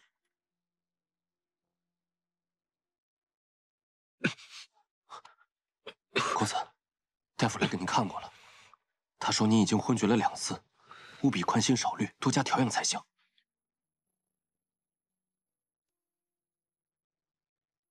我知道您心里还放不下何校尉，但是他迟早会明白，这世上对他最好的人就是公子你啊。他那样聪明，我对他好，他自然能感受得到。那公子你更该放宽心了。校尉他并不是知恩不报的人，昨日您不顾生病去救他，他看在眼里，定会感动的。可是我偏偏想要的，从来都不是他的感动和回报。三郎，你别再喝了，你一夜未眠，只怕有损身体呀。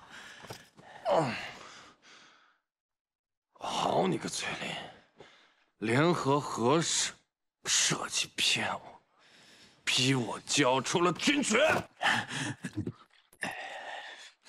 眼下看来，他们已经对我起疑了。日后再想行事，怕是不易了。三郎，刚刚接到密报，镇西军那边又给何氏送信了。翠林知道吗？密信直接送到了何氏的营帐，主帐那边并不知情。这回，咱们还要派人去探查吗？经过昨日之事，何氏或许会放松警惕，能够探查到什么也未可知。只要崔林还在，想对何氏下手就不是个易事。不过，如若真能探查到什么情报，倒也是有利无害。命人再去探查密信的内容，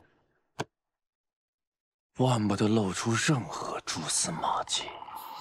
日暇无事，常玩赏亲笔所绘皇孙劳作图，可否相赠玉容一幅，免皇孙形单影只？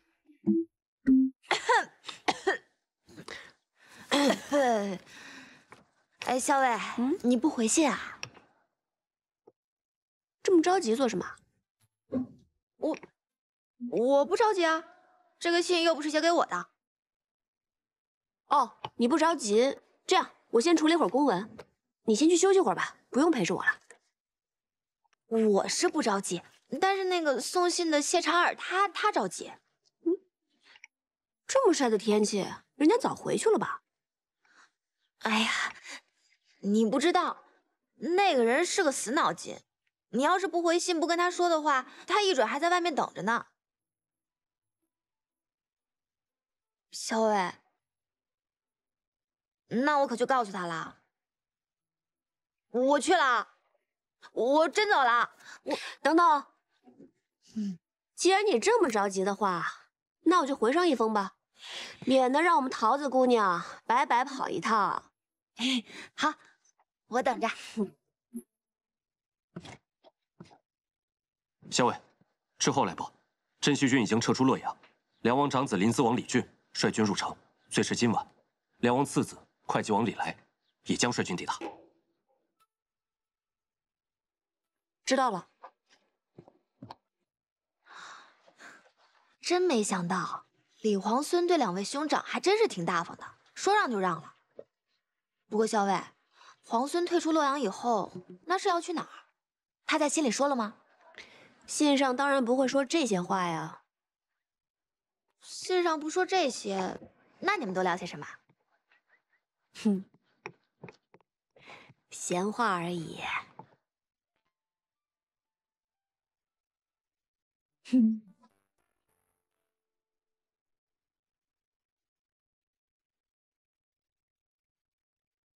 哎，桃子姑娘，那这是我们校尉回给皇孙的信。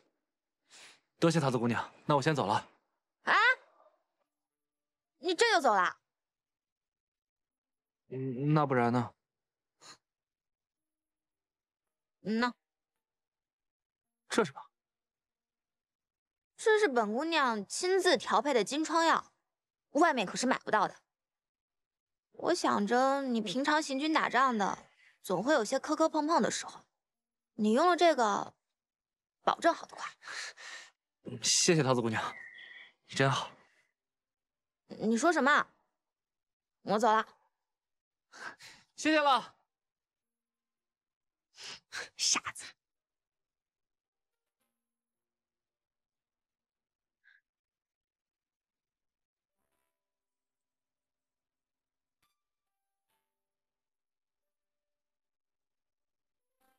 昨夜宿于郊野，仰头月色如洗，即可手摘星辰。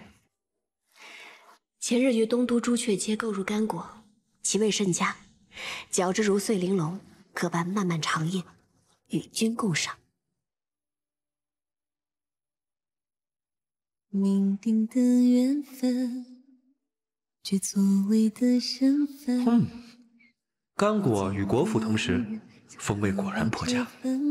前人竟单啖干果、果脯，今尝二者同时，滋味有趣。别绝了缘与分，只属于你我这漫天的缤纷。你是最初的期待，心亮起来。你是最终的答案，无悔无怨。想说的话汇成画卷，一卷一卷。今晨跃马过水涧，闻香而去，见野桂一株，饮香浮动，独赏此景，深有抱憾。遂取花蕊数朵，与托一纸染香，盼来日同赏。这世界自相无憾。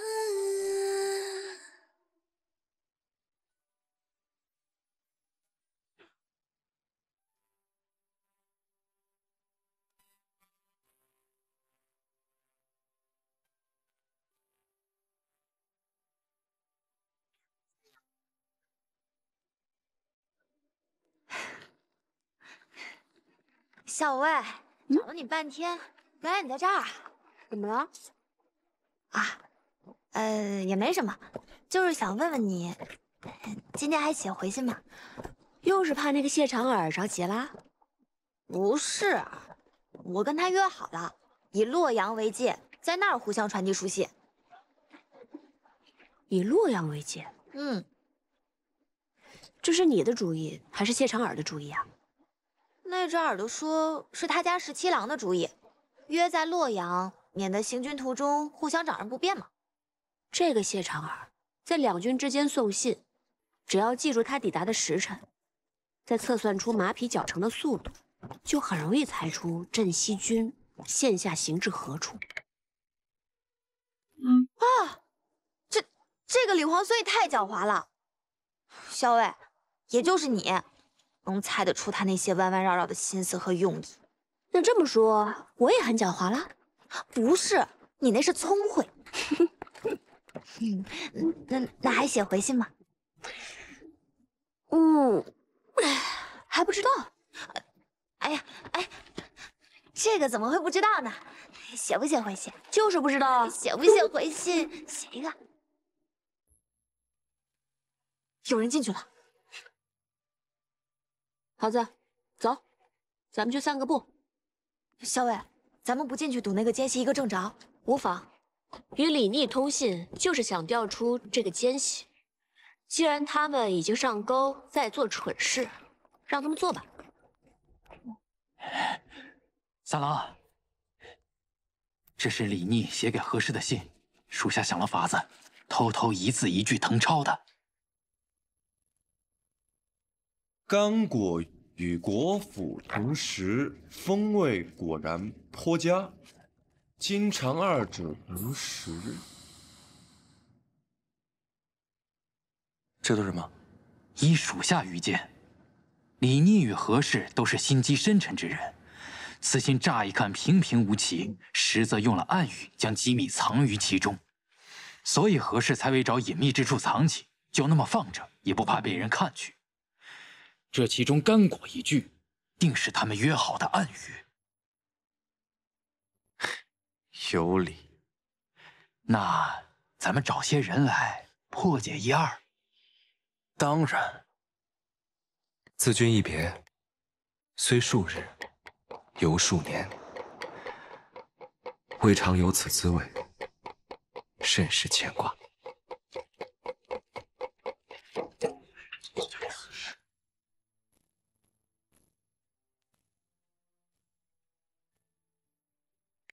有时见水中蛙甚肥美，捕食鱼之，烤而食之，熄火后过剩，略有焦糊。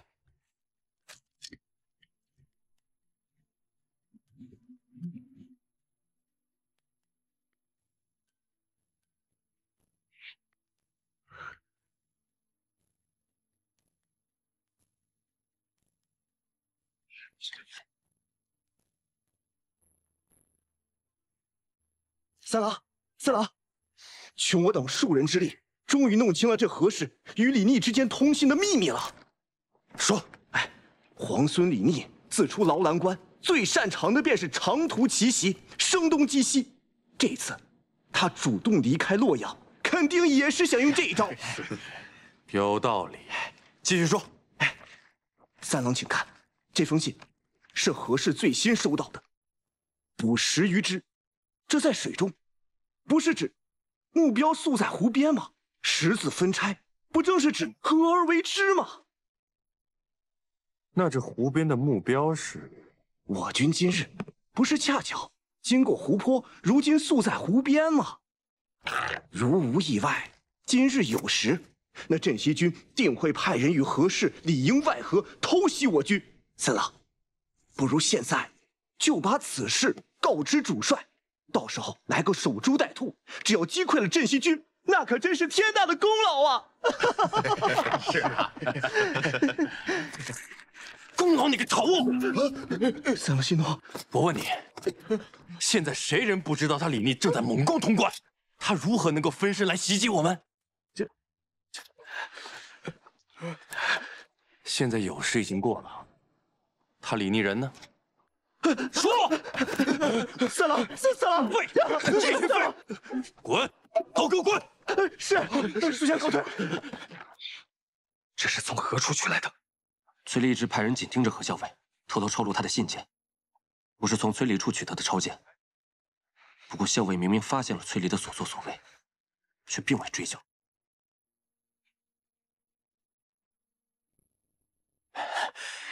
三郎息怒。属下忽然想到一件要紧的事，上一次何氏以信件为饵设计咱们，如今回想起来，时机很巧，恰好是在你去见了裴元之后。你是说，那裴元与我见面之后，还把那件事告诉了何氏，二人联合设计引我上钩？就在杀崔林这件事情上，你我二人的立场应该是一致的呀。想要皇孙殿下的手书，也要看能不能杀了崔林。看来这个李逆和何氏关系匪浅，如若不然，此等机密之事怎么可能告知于他？之前还想着借李逆之手除掉何氏。现在看来，他不仅不会帮忙，还会与我为敌呀！三郎莫急，如今据守洛阳的已是李逆的2位兄长李俊、李来，他们向来与李逆不睦，我们何不与他们联手？如此一来，还能解我们没有军权之困。妙计。潼关天下雄起，易守难攻。李逆率军苦战6日，与裴元身先士卒，终于攻破潼关。臣要恭喜太孙殿下，镇西军继光复东都之后，不日已攻下潼关。潼关，那距离西长京已经不远了。是的。距离西长京已经不远了。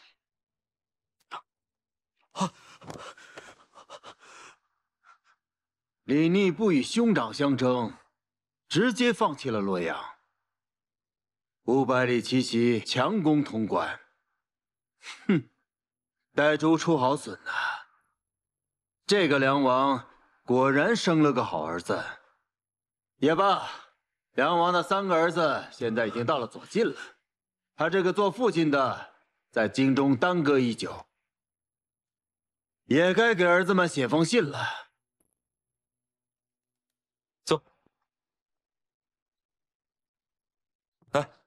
石七郎，战事如何？坐。如今大局已定，穷寇莫追。你呢？怎么样？我这个呀，皮外伤。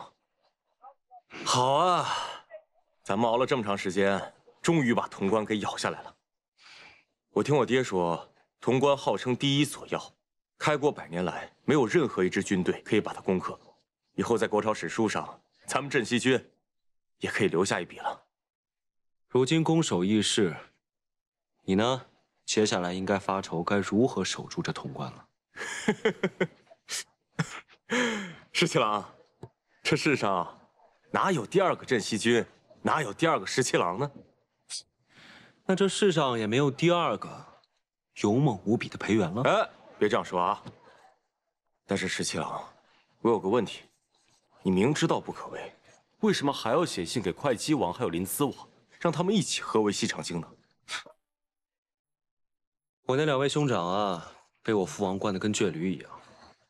你呢要往西，他们就偏要往东。我不希望在当头这个时候，他们为了抢功劳，擅自出兵闯祸。当然要给他们写封信约他们合围。这样一来，他们肯定不会听我的，自然也就小小丁丁按兵不动了。所以这叫指东打西，反其道而行。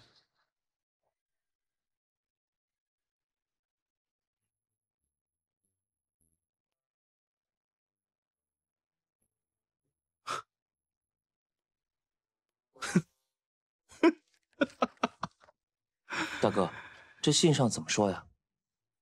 你自己看吧。李逆拿下了潼关，竟然让你我2人出兵合围西长京。大哥，他这……李逆仗着自己有攻克潼关之功，竟敢对你我兄长2人那是呼来喝去。大哥，这呼来喝去事小，只是出兵围剿西长京，此事要慎重啊！只怕他是要借我们的兵力，给他做嫁衣啊！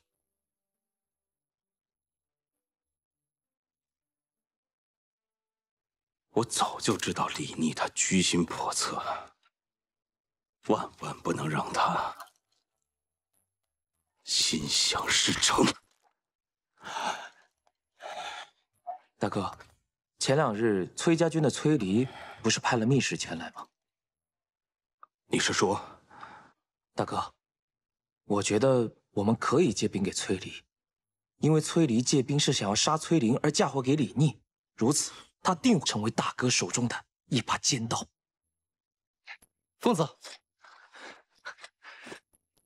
回来了，这一路辛苦你了。父帅身体如何？大将军一切都好，只是听闻崔离公子擅自前来，并干涉军务一事，也十分震怒，命我将令牌带回，交给公子。太好了，有了这块令牌，就可以让崔离转回瀛州，也不必担心他在节外生枝了。那个崔林居然千方百计要到了伯父的手令，命我即刻赶回瀛州，不得追随大军。好你个崔林，竟然如此忌惮我，千方百计要调走我。三郎息怒，洛阳那边回信了，不如先看看信上怎么说。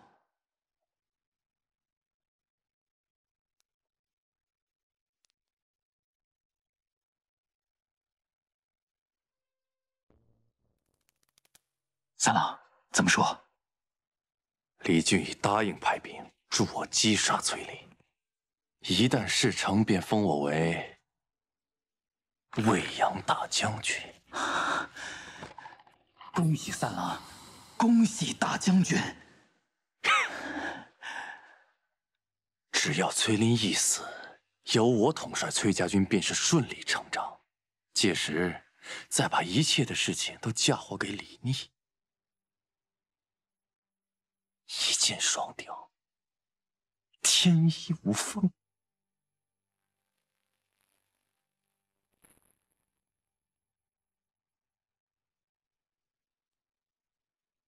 难怪攻进来这么费劲啊！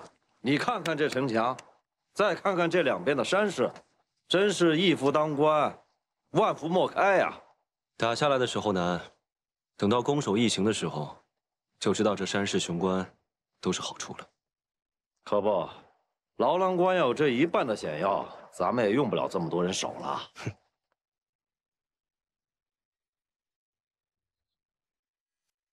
哟，是不是又有信来了？石七郎，你怕是望眼欲穿了吧？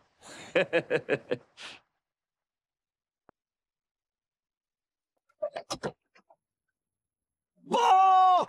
西长郡信使到！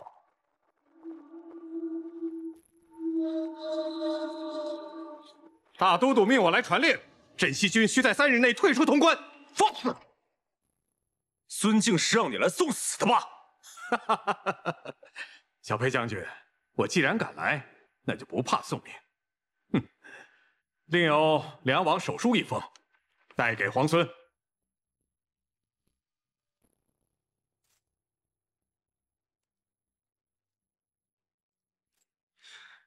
若要是执意不退兵呢？若是不退，那3日之后的午时，皇孙便备好丧服，为梁王服丧吧。想来我父王必定写了3封信，另外2封已经送去洛阳，给我那2位哥哥了吧？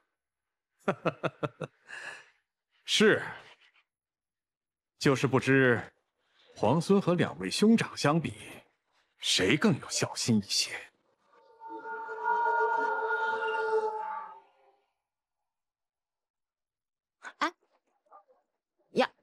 小伟，这干果你还没吃完？此物当时在东都十分盛行，人人都夸赞它好吃，进香采买的人特别多。你就是能记住这些细枝末节啊？原本呢，大家都只吃这干果果仁，校尉偏偏喜欢用它与果脯一起吃。你说这我能不牢牢记住吗？再说，这果仁确实香脆饱满，甚是好吃。不过，这一连数日，潼关可是1封信都没来啊！你这是在担忧某个人，还是在担忧潼关呀？小伟，我与你说正经事。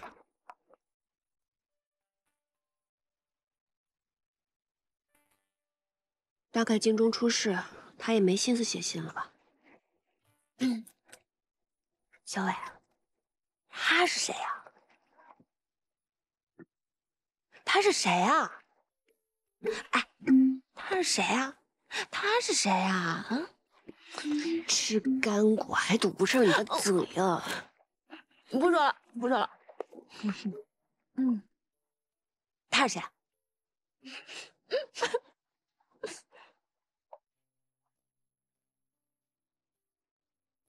石七郎，洛阳急报，临淄王还有会稽王已经决意率军退出洛阳了。我的这2位兄长，从小便很孝顺，也不怪我父王一直疼爱他们了。哼，洛阳本来就是他们从你手中占到的便宜，他俩当然不会肉疼。只不过现在我们就进退两难了。潼关我们是万万不能放手的，如果洛阳一失的话，我军断绝后路。但是那个孙敬他真的是心狠手辣，如果我们不退兵的话，他真的会对梁王殿下动手的。石七郎，怎么办？石七郎，我朝天子乃至庶人，纲常伦理以孝为本。如果我们拒不退兵的话，梁王真的惨遭孙敬杀害，到时候肯定会朝野哗然的。那些旧臣还有秦王之师都会对我们离心离德。石七郎，到底现在该怎么办？小姐，你不能去，你要是去了，岂不是送死？秋翠，你就别拦着我了。我在家中本就不得父母宠爱，在并州又险些丧命。若不是皇孙出手相救，我此时恐怕已是一抔黄土。他救我的时候，如同天神一般。彼时我就心想，或许这就是我应遇之人。为了报答他，哪怕粉身碎骨我也愿意。可是小姐，你从小就命苦，如果真的因此送命，只怕连个真正心疼你的人都没有。小姐，我想跟你一起活着回西长京。李皇孙先下洛阳，再克潼关，势如破竹，明显并非池中之物。他日必有一飞冲天之事。皇孙此人重情重义，若危难之时出手相助，皇孙必会刻骨铭心，涌泉相报。我若在此时能帮上他，还愁他日在府中没有立锥之地吗？此事不搏，更待何时？小姐，你怎么突然像变了个人似的？从前你不争不抢的，有时下人势力都还不许我替你出头。秋翠，以前我不争不抢，是因为没有争抢的实力，更没有争抢的机会，徒劳无益，又何必呢？以后你就是我的心腹之人，也要学着多看看，多想想，什么时候应该出手，这才是聪明人的做法。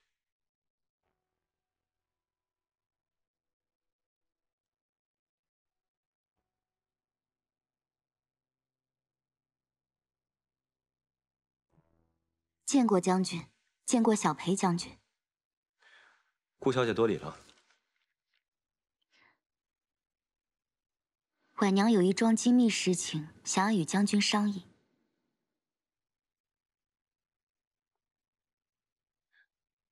顾小姐，请说。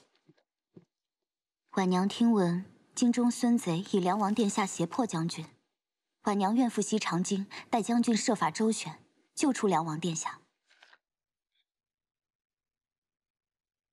你有何计谋？京中旧族世家众多，皆心向着国朝。只是孙贼势大，忍气不敢言，请将军赐一信物，婉娘回京后，以将军之名，暗中联系士族，重金收买宫中守卫，或许得法能救出梁王殿下。不行，这样太冒险了。万一要是被孙敬知道，又或是被人告密，你会丢了性命，甚至连累……婉娘不怕死，若是为忠义而死，婉娘死有容焉。便是家父，将军亦是知道的。他绝不屈于孙贼，定然也会赞成婉娘此举。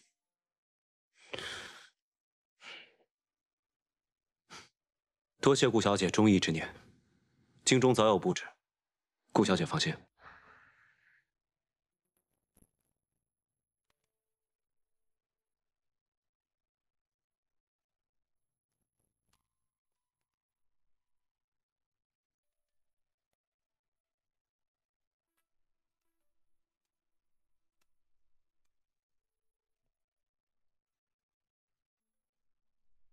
锦娘，你说这封信是放在桌子上，并不知是谁送来的。娘娘，会不会是大都督设下的圈套？不像是。这封信尽是阴语，每一个字都不露其意。可是我也却明白他信中所求何事。我觉得李逆他是想同我联手的。想必他已经策谋良久，终于有把握去救出梁王。娘娘，那咱们自然得帮他。按照信中所说，将兰花搬到窗口之下。是。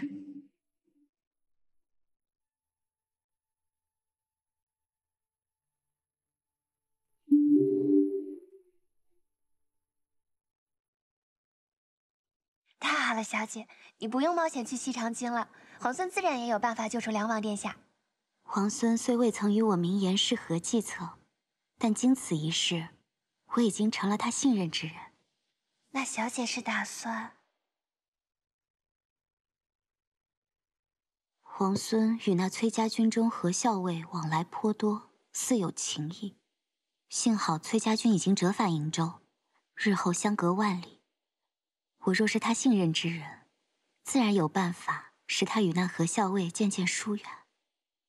如果小姐能嫁给皇孙，那可就太好了，府中就再也没人敢轻视小姐了。此时言辞尚早，不知道皇孙这次能不能救出梁王殿下？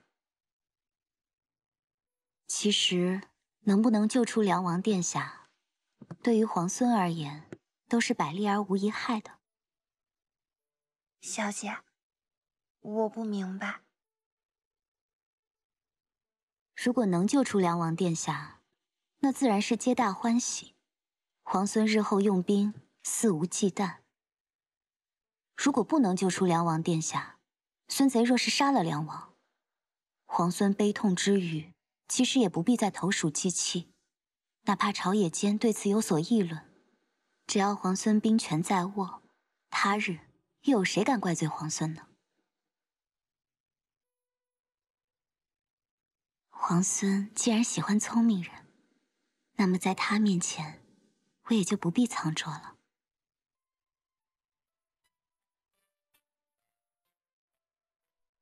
你说李皇孙会像他的兄长们那样退出潼关吗？你猜呢？仗要是打败了，还能东山再起；可人心要是丢了，就很难捡回来了。他的哥哥们都要退出洛阳了，皇孙要是不为所动，那就是千夫所指。我猜他会退。李逆素来会谋算，他早有救出梁王之意。孙敬对梁王看守必严，要救出梁王谈何容易啊！所以确实要好好想想办法，而且要天时地利人和。不过我看这李皇孙，怕是已经要凑好天时地利人和了。天时地利人和，如何才算得上是天时地利人和？桃子，你记不记得，你曾经配过一种药？撤！何校尉，撤！校尉，校尉！校尉，荆州传来急报，公子请您回去议事。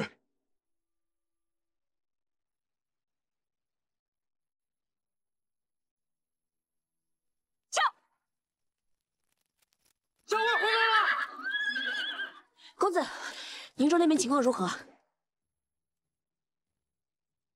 父帅忽然病倒了，应见无误。信使呢？信使是父亲的亲信，他在途中遇袭受伤，把信送到后就倒地而亡了。公子，主上是旧病复发还是中毒？信中没有任何提及。请公子准许我带一队轻骑即刻出发，前往驰援。事关父亲安危，我与你同去。不行，大军还带着辎重，不便急行。你还是按照原计划带着大军回去驰援。再说了，你身体未愈，夜以继日的急行，你的身体支撑不住的。阿莹，我心意已决，宁为一同带队轻骑先行驰援，无需争辩了。好。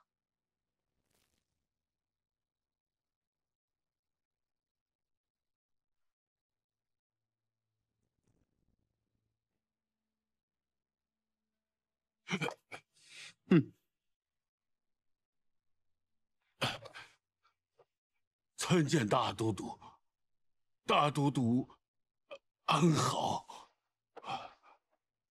你那3个儿子接了你写的信之后，李俊和李来颇为孝顺，立刻就答应退兵了，还上书祈求我好生照顾你。至于那个李逆嘛，他竟然砍了郑国公的人头送过来，还附上了一封信。哼！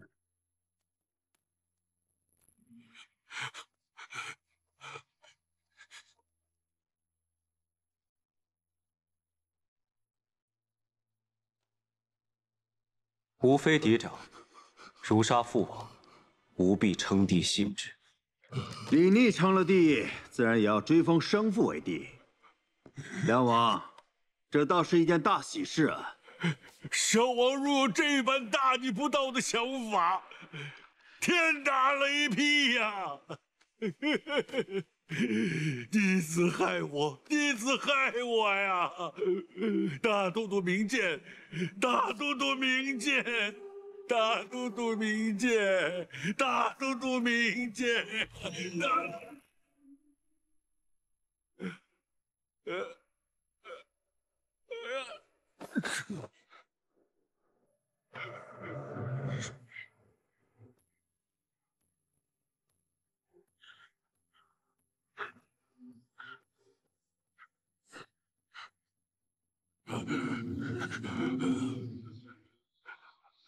把太医叫过来，看看怎么回事。是。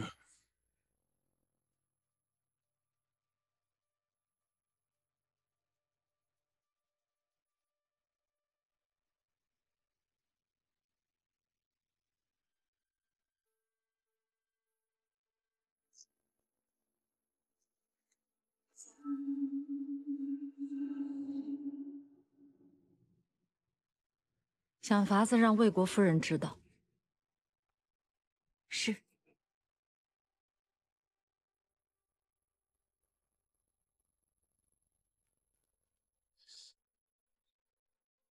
大都督，梁王素来体弱，又有心悸之症，适才急怒攻心，有卒中之兆。恐怕此病危殆呀。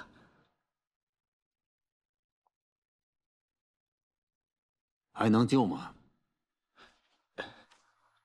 臣并无把握。抬下去吧。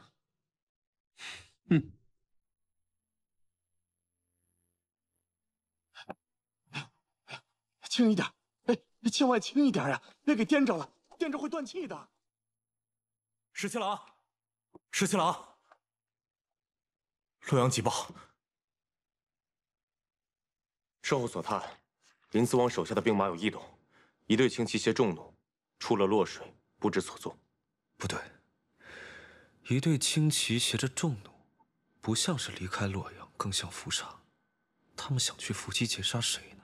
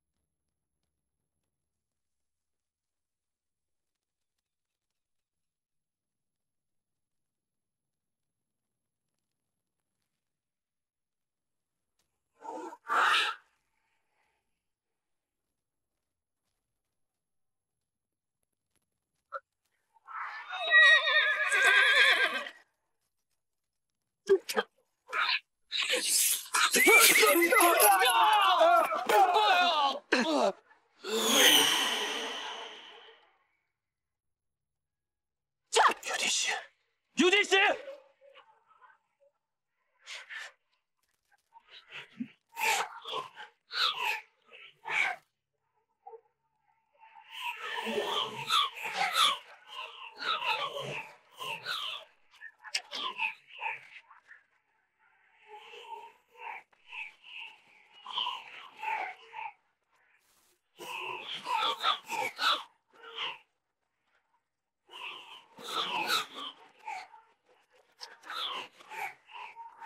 三郎，这次可将他们一网打尽。哼，崔林，我倒要看看这次你还有没有命活着出来。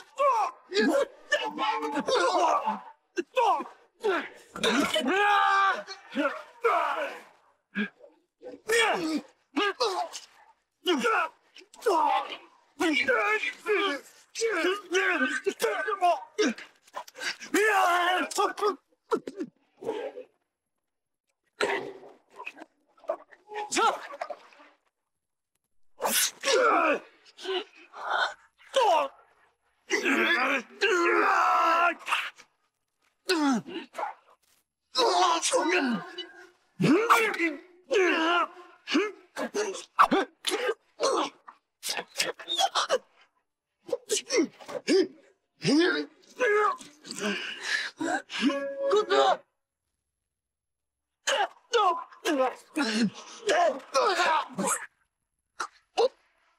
真是！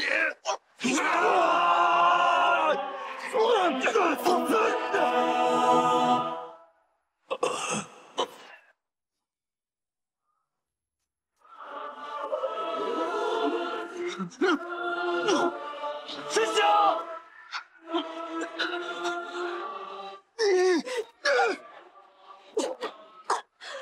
哎呀！公子。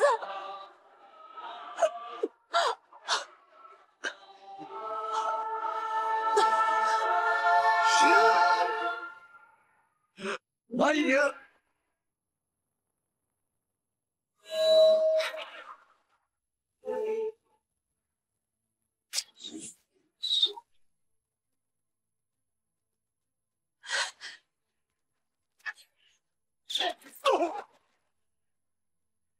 哎呀！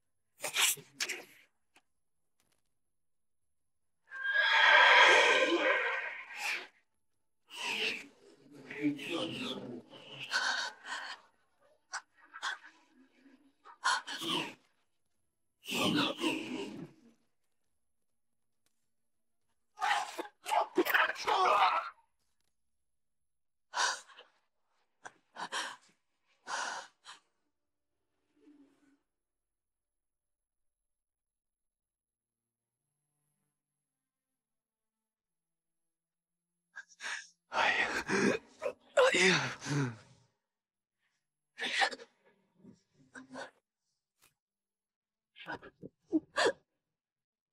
怎么样？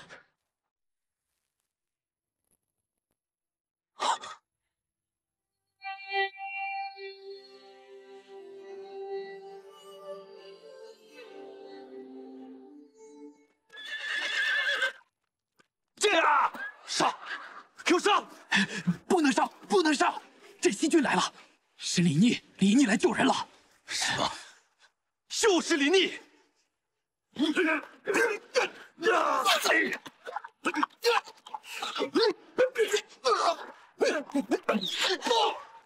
子，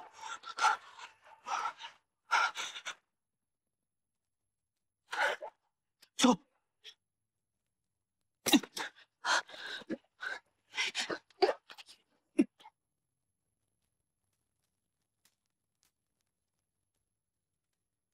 撤！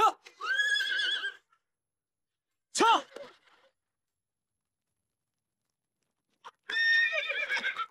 难道让我眼睁睁地看着崔林和何氏逃掉？镇西军可不是好招惹的，李逆所遣又都是精兵强将。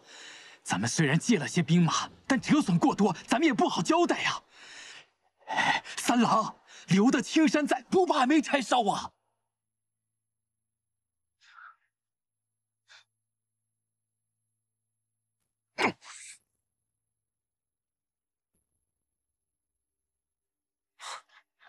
怎么回事？你怎么把他带回来了？快把军中医师叫来，快！啊？那你受伤了吗？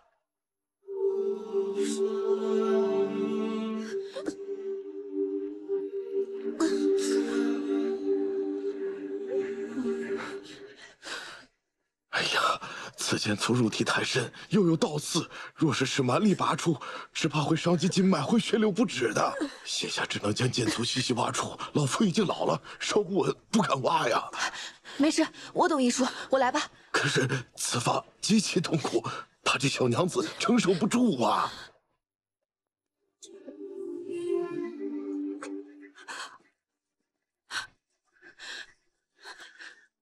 哎呀，医师说要将剑粗慢慢挖出，我有点疼，你可以忍吗？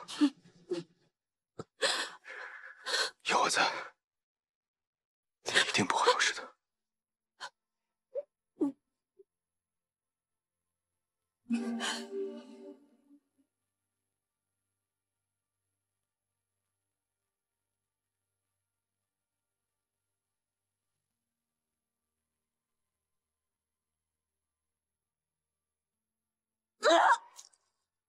小伟，忍着点疼。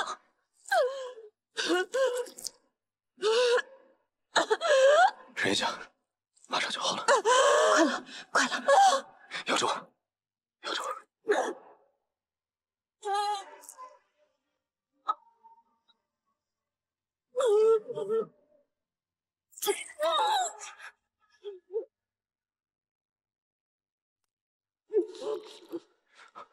没事了，没事了，没事了，没事了，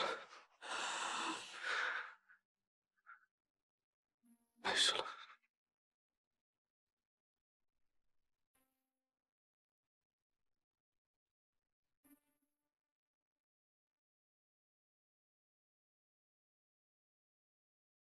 我来帮你擦。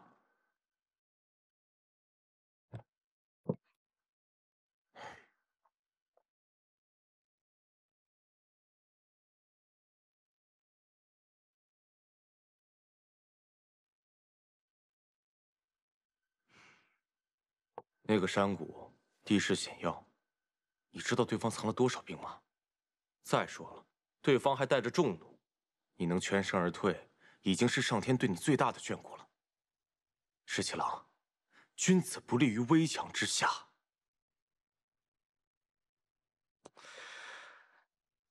你说你好好一个武将，怎么偏偏要学你大伯那样，引经据典，整天长篇大论的？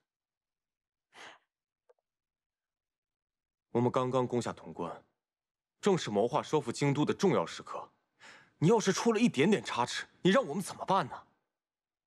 再说了，那个何氏他是崔家军中的人，你为了救他这么拼命干嘛呀？谁说我是为了何氏才去救人？你不是为……我是为了救崔公子。你觉得我信吗？我觉得你信。行，你说什么都对。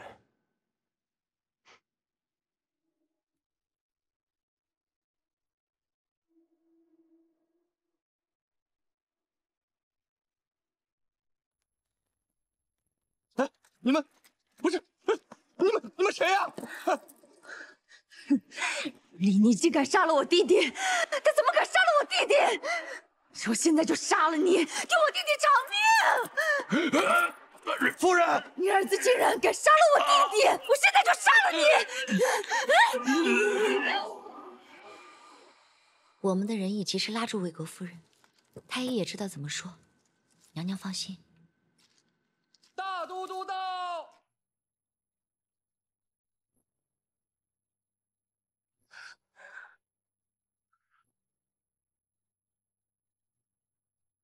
请大都督恕臣无能，梁王惊惧过甚，脉搏本已十分微弱，更兼适才又因夫人之怒窒息良久，这心胆之气已散，药石罔效，已经过世了。我要砍了他的脑袋，给他儿子送去，让他儿子也尝尝什么叫锥心之痛。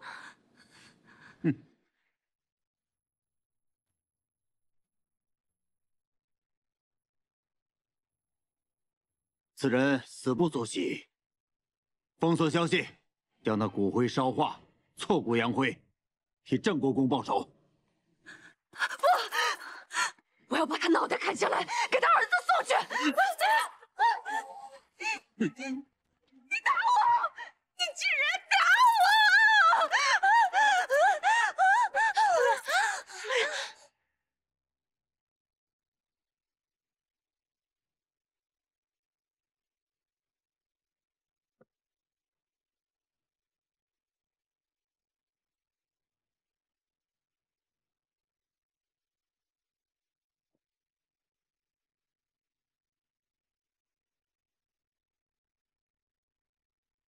怎么了？梁王死了。什么？李逆砍了郑国公的脑袋送回来，魏国夫人一时悲痛气急，掐死了梁王。那得立马封锁这个消息，不能让李逆知道梁王已死。我只知道魏国夫人糊涂愚蠢，没想到她竟然坏了我的大事。李逆其人，心性坚韧，狡黠多智。便是梁王活着，他也未必会退让。大都督不必懊恼。娶妻娶贤，我就是娶错了妻子，才会痛失洛阳。虽然是这样，哪怕他一错再错，大都督也从未对他如何。想必是糟糠之妻，毕竟在你心中不同寻常。你这又是何必呢？她是你名正言顺的妻子，我就是不喜欢她。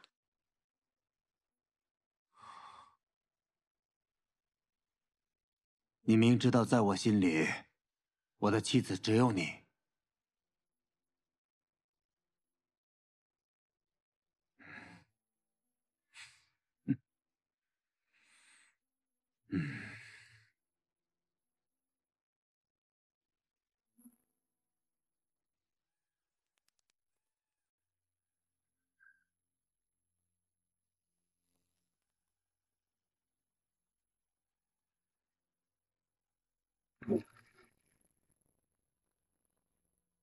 哎，停停停，就这儿吧，赶紧烧了得了。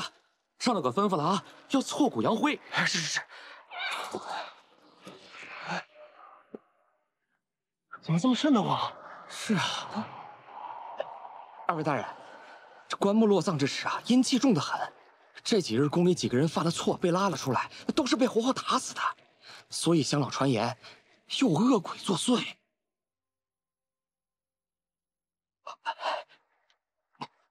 大人，今天死的这个人啊，衣着华丽，身上有好几种绸衣，还有那靴子，一看就非常有钱。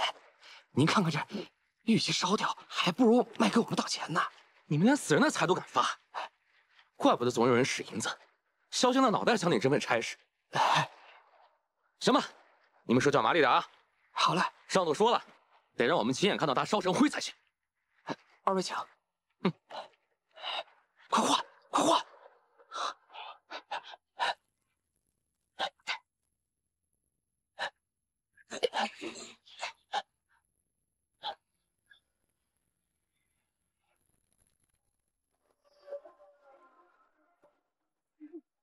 快点，快点，快点，快走！快点，快走，快走！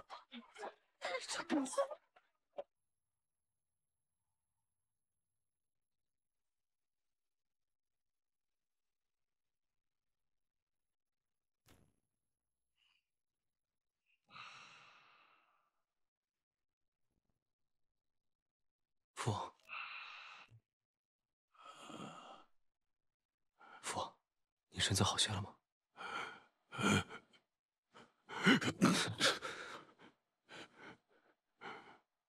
吾非嫡长，如杀父王，吾必称帝谢之。这是你写的吧？啊，是。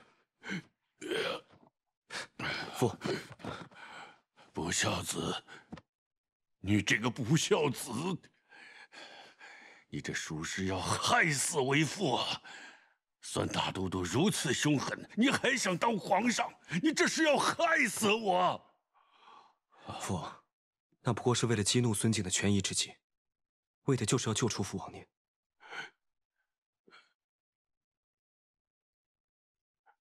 救出我？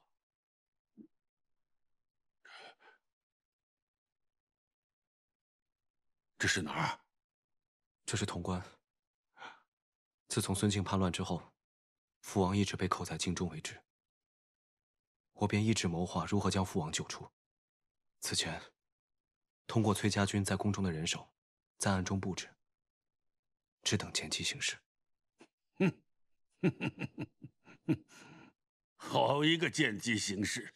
你的见机行事就是给孙敬那样一封大逆不道的信。你可知道，若是孙敬一动念，我就身首异处了。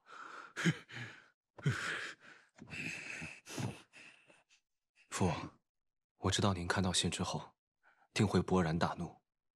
您向来身体不好，时常头昏，我想一气之下，您必然会昏倒。我命人用假死的药物，让父王假死骗过孙敬。等到入殓时，再李代桃僵，将父王救出。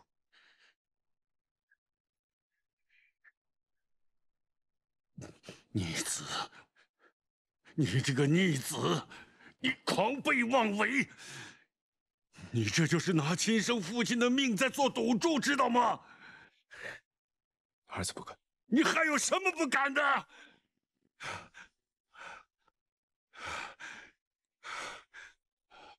我看着你就生气，滚，快滚！是，儿臣告退。等父王消气了，儿臣再来看你。快滚！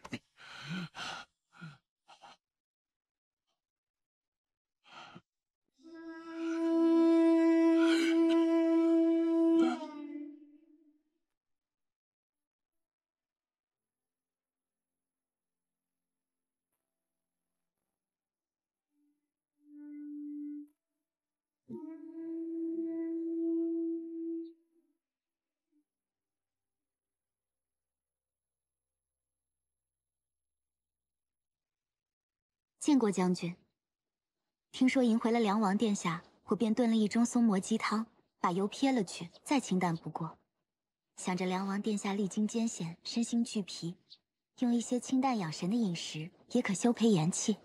皇孙不知道，我们小姐亲自守着小炉子，炖了好几个时辰呢。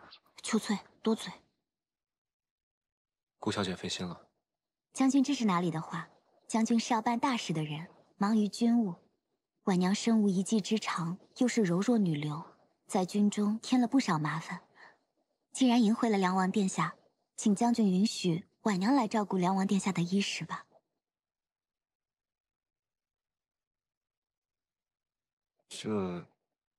这不好劳烦顾小姐。如今父王刚被救出来，还有些心神不定，脾气也不太好。请将军不必顾虑，婉娘在家中也曾侍奉亲长，知道有恙在身，疾病苦楚，自然是会有些脾气的。请将军放心，婉娘一定能照顾好梁王殿下的。是啊，我们小姐可细心了，当时我们主公生病，都是她施及的。还请将军让婉娘略尽绵薄之力。那便有劳顾小姐了。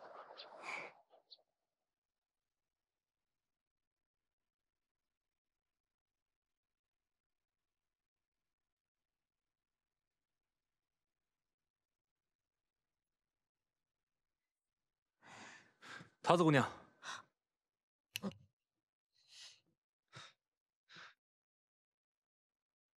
你伤好些了吗？啊，没什么大事，最多也就疼几天。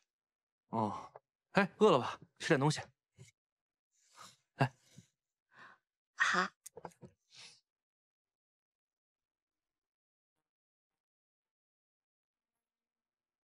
怎么了？面不好吃吗？汤面哪有猪耳朵好吃吗？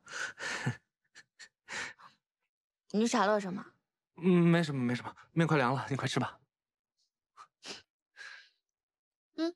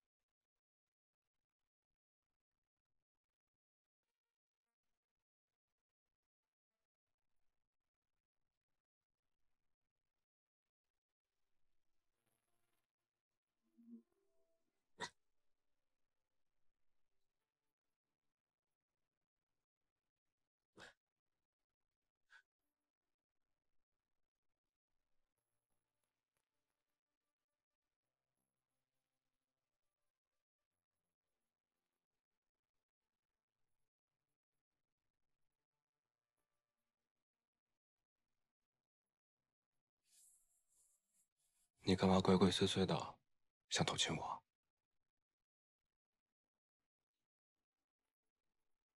啊，你有什么值得我偷亲的？哎，你这个人，是我救了你的命哎！你想想，我都救了你多少次了？你对救命恩人这么不客气的吗？皇孙放心，他日如果你有性命之忧，我一定是排除万难，披荆斩棘去救你。得君一诺，敏感五内。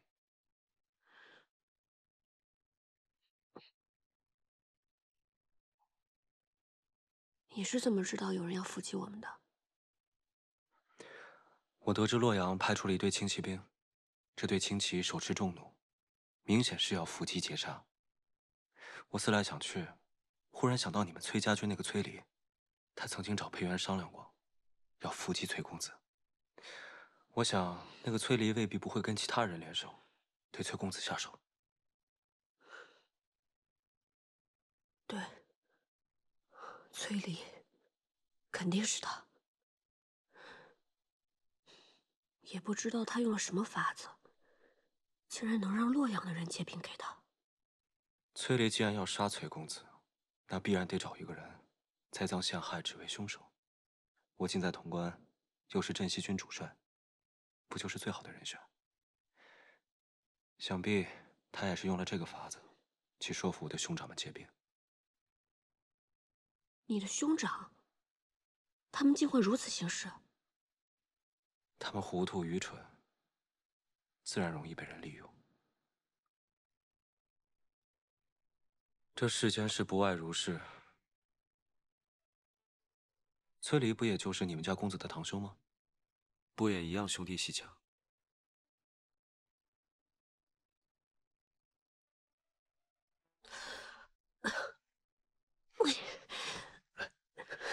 不好，瀛州之事肯定更为蹊跷。公子呢？桃子呢？他们都受伤了吗？还有我的马在哪儿？你不会现在要赶回瀛州吧？我是担心，瀛州乃是我们崔家军的根本。不行，我得想办法赶紧回去。阿莹，你的伤不致命，但你们家公子可能要好好静养一些时日了。你如果执意要赶回去，我不拦你，但你要想清楚，你能不能撑到跟大军会合，还有没有余力去解救瀛州之事。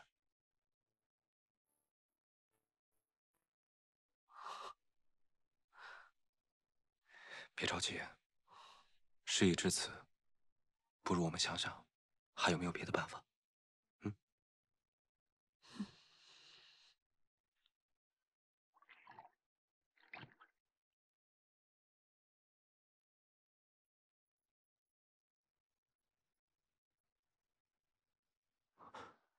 公子，公子，你想了？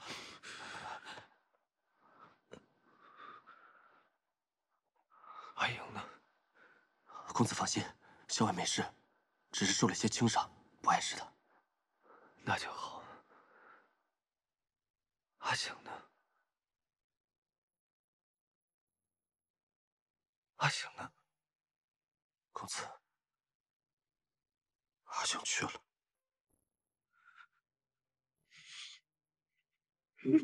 公子，你别难过，护卫公子是我们的职责。但是现在，阿醒不在了，阿醒真的不在了。公子，阿醒也不像你这么难过。我与阿醒都是没人要的孤儿，若不是公子和校尉收留我们，让我们留在崔家军，哪有我们的容身之处啊？能为公子而死，阿醒不会后悔的，我也不会后悔的。我不许你说这些话。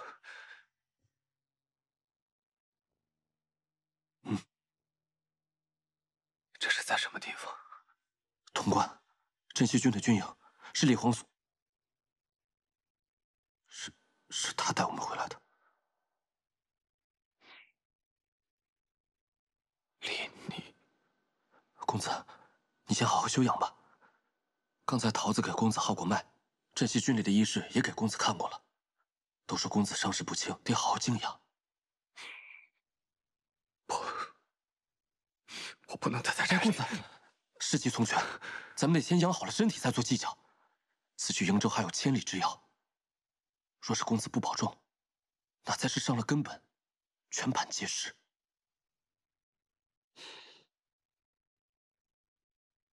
还有一事，陈醒，还有那些战死的崔家军将士们，劳烦皇孙派人助我为他们收敛安葬。你放心吧，在你昏迷的时候，我已经派人收敛了战死的崔家军将士。我知道陈醒是你们公子的贴身亲卫，我命人给他立了碑。等你们崔公子康复了，再亲自去祭奠。阿英，节哀顺变。谢谢。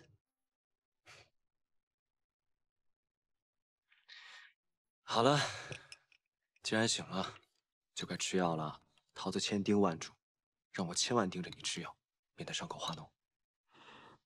好苦啊！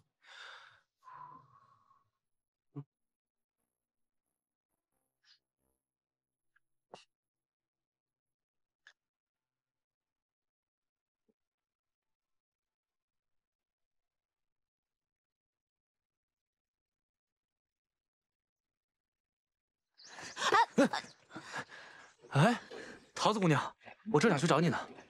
这么巧，我也正想去找你呢。你找我什么事儿？哦，这个是我给你找的上好止疼药，你把它涂在伤口上，这样你伤口就不会疼了。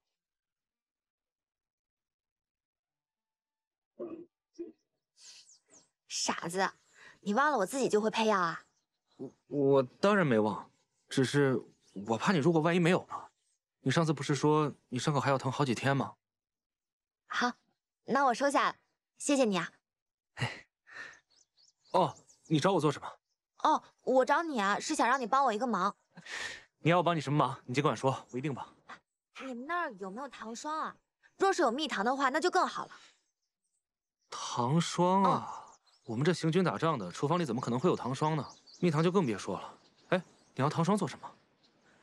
我们家校尉从小吃了药以后啊，就不肯吃饭。这时候如果有糖霜的话，吃完药以后给他一盏糖水，他才能吃得下饭去。可是这附近也没有集市，无处去买啊。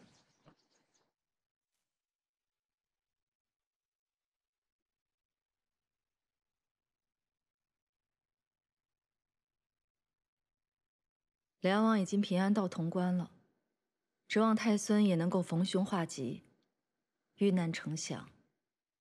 娘娘放心，太孙定能安然无恙。李逆已经自取潼关，想必孙敬已经心中自乱了。你看，他今日已经下令征粮，让城中的百姓每家都囤足够3月所食的粮食。看来孙敬已经做好了被围城的准备了。那17皇孙会率军围城吗？西长京城池坚固，守易攻难，李逆8成不会强攻。真希望。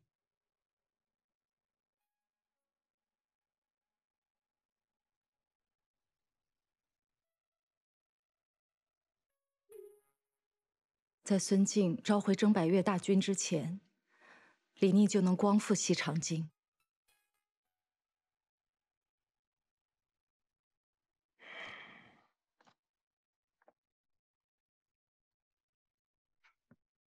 哎，你做什么去了？连午饭都没用。我刚去山上转了转。石七郎，你现在是镇西军的主帅，你做任何事情都不能再任意妄为了。就像这次，你不顾危险去救那个何氏，何氏狡诈多智，对崔林又是忠心耿耿，这种人迟早会成为我们的心腹大患的。我倒觉得，他对崔乙更为忠诚。你有没有觉得他跟崔公子之间十分古怪？有什么古怪的？那个何氏效忠崔林，还是效忠崔乙，都是一样，父子本来就是一体嘛。有些话我是不当讲的，但是如果我都不和你说的话，就没人和你说了。色令之婚，非君子所为。你误会了，不是你想的那样。石七郎，你看我都准备好了。回头跟你说。啊？你们去哪儿啊？不告诉你。啊？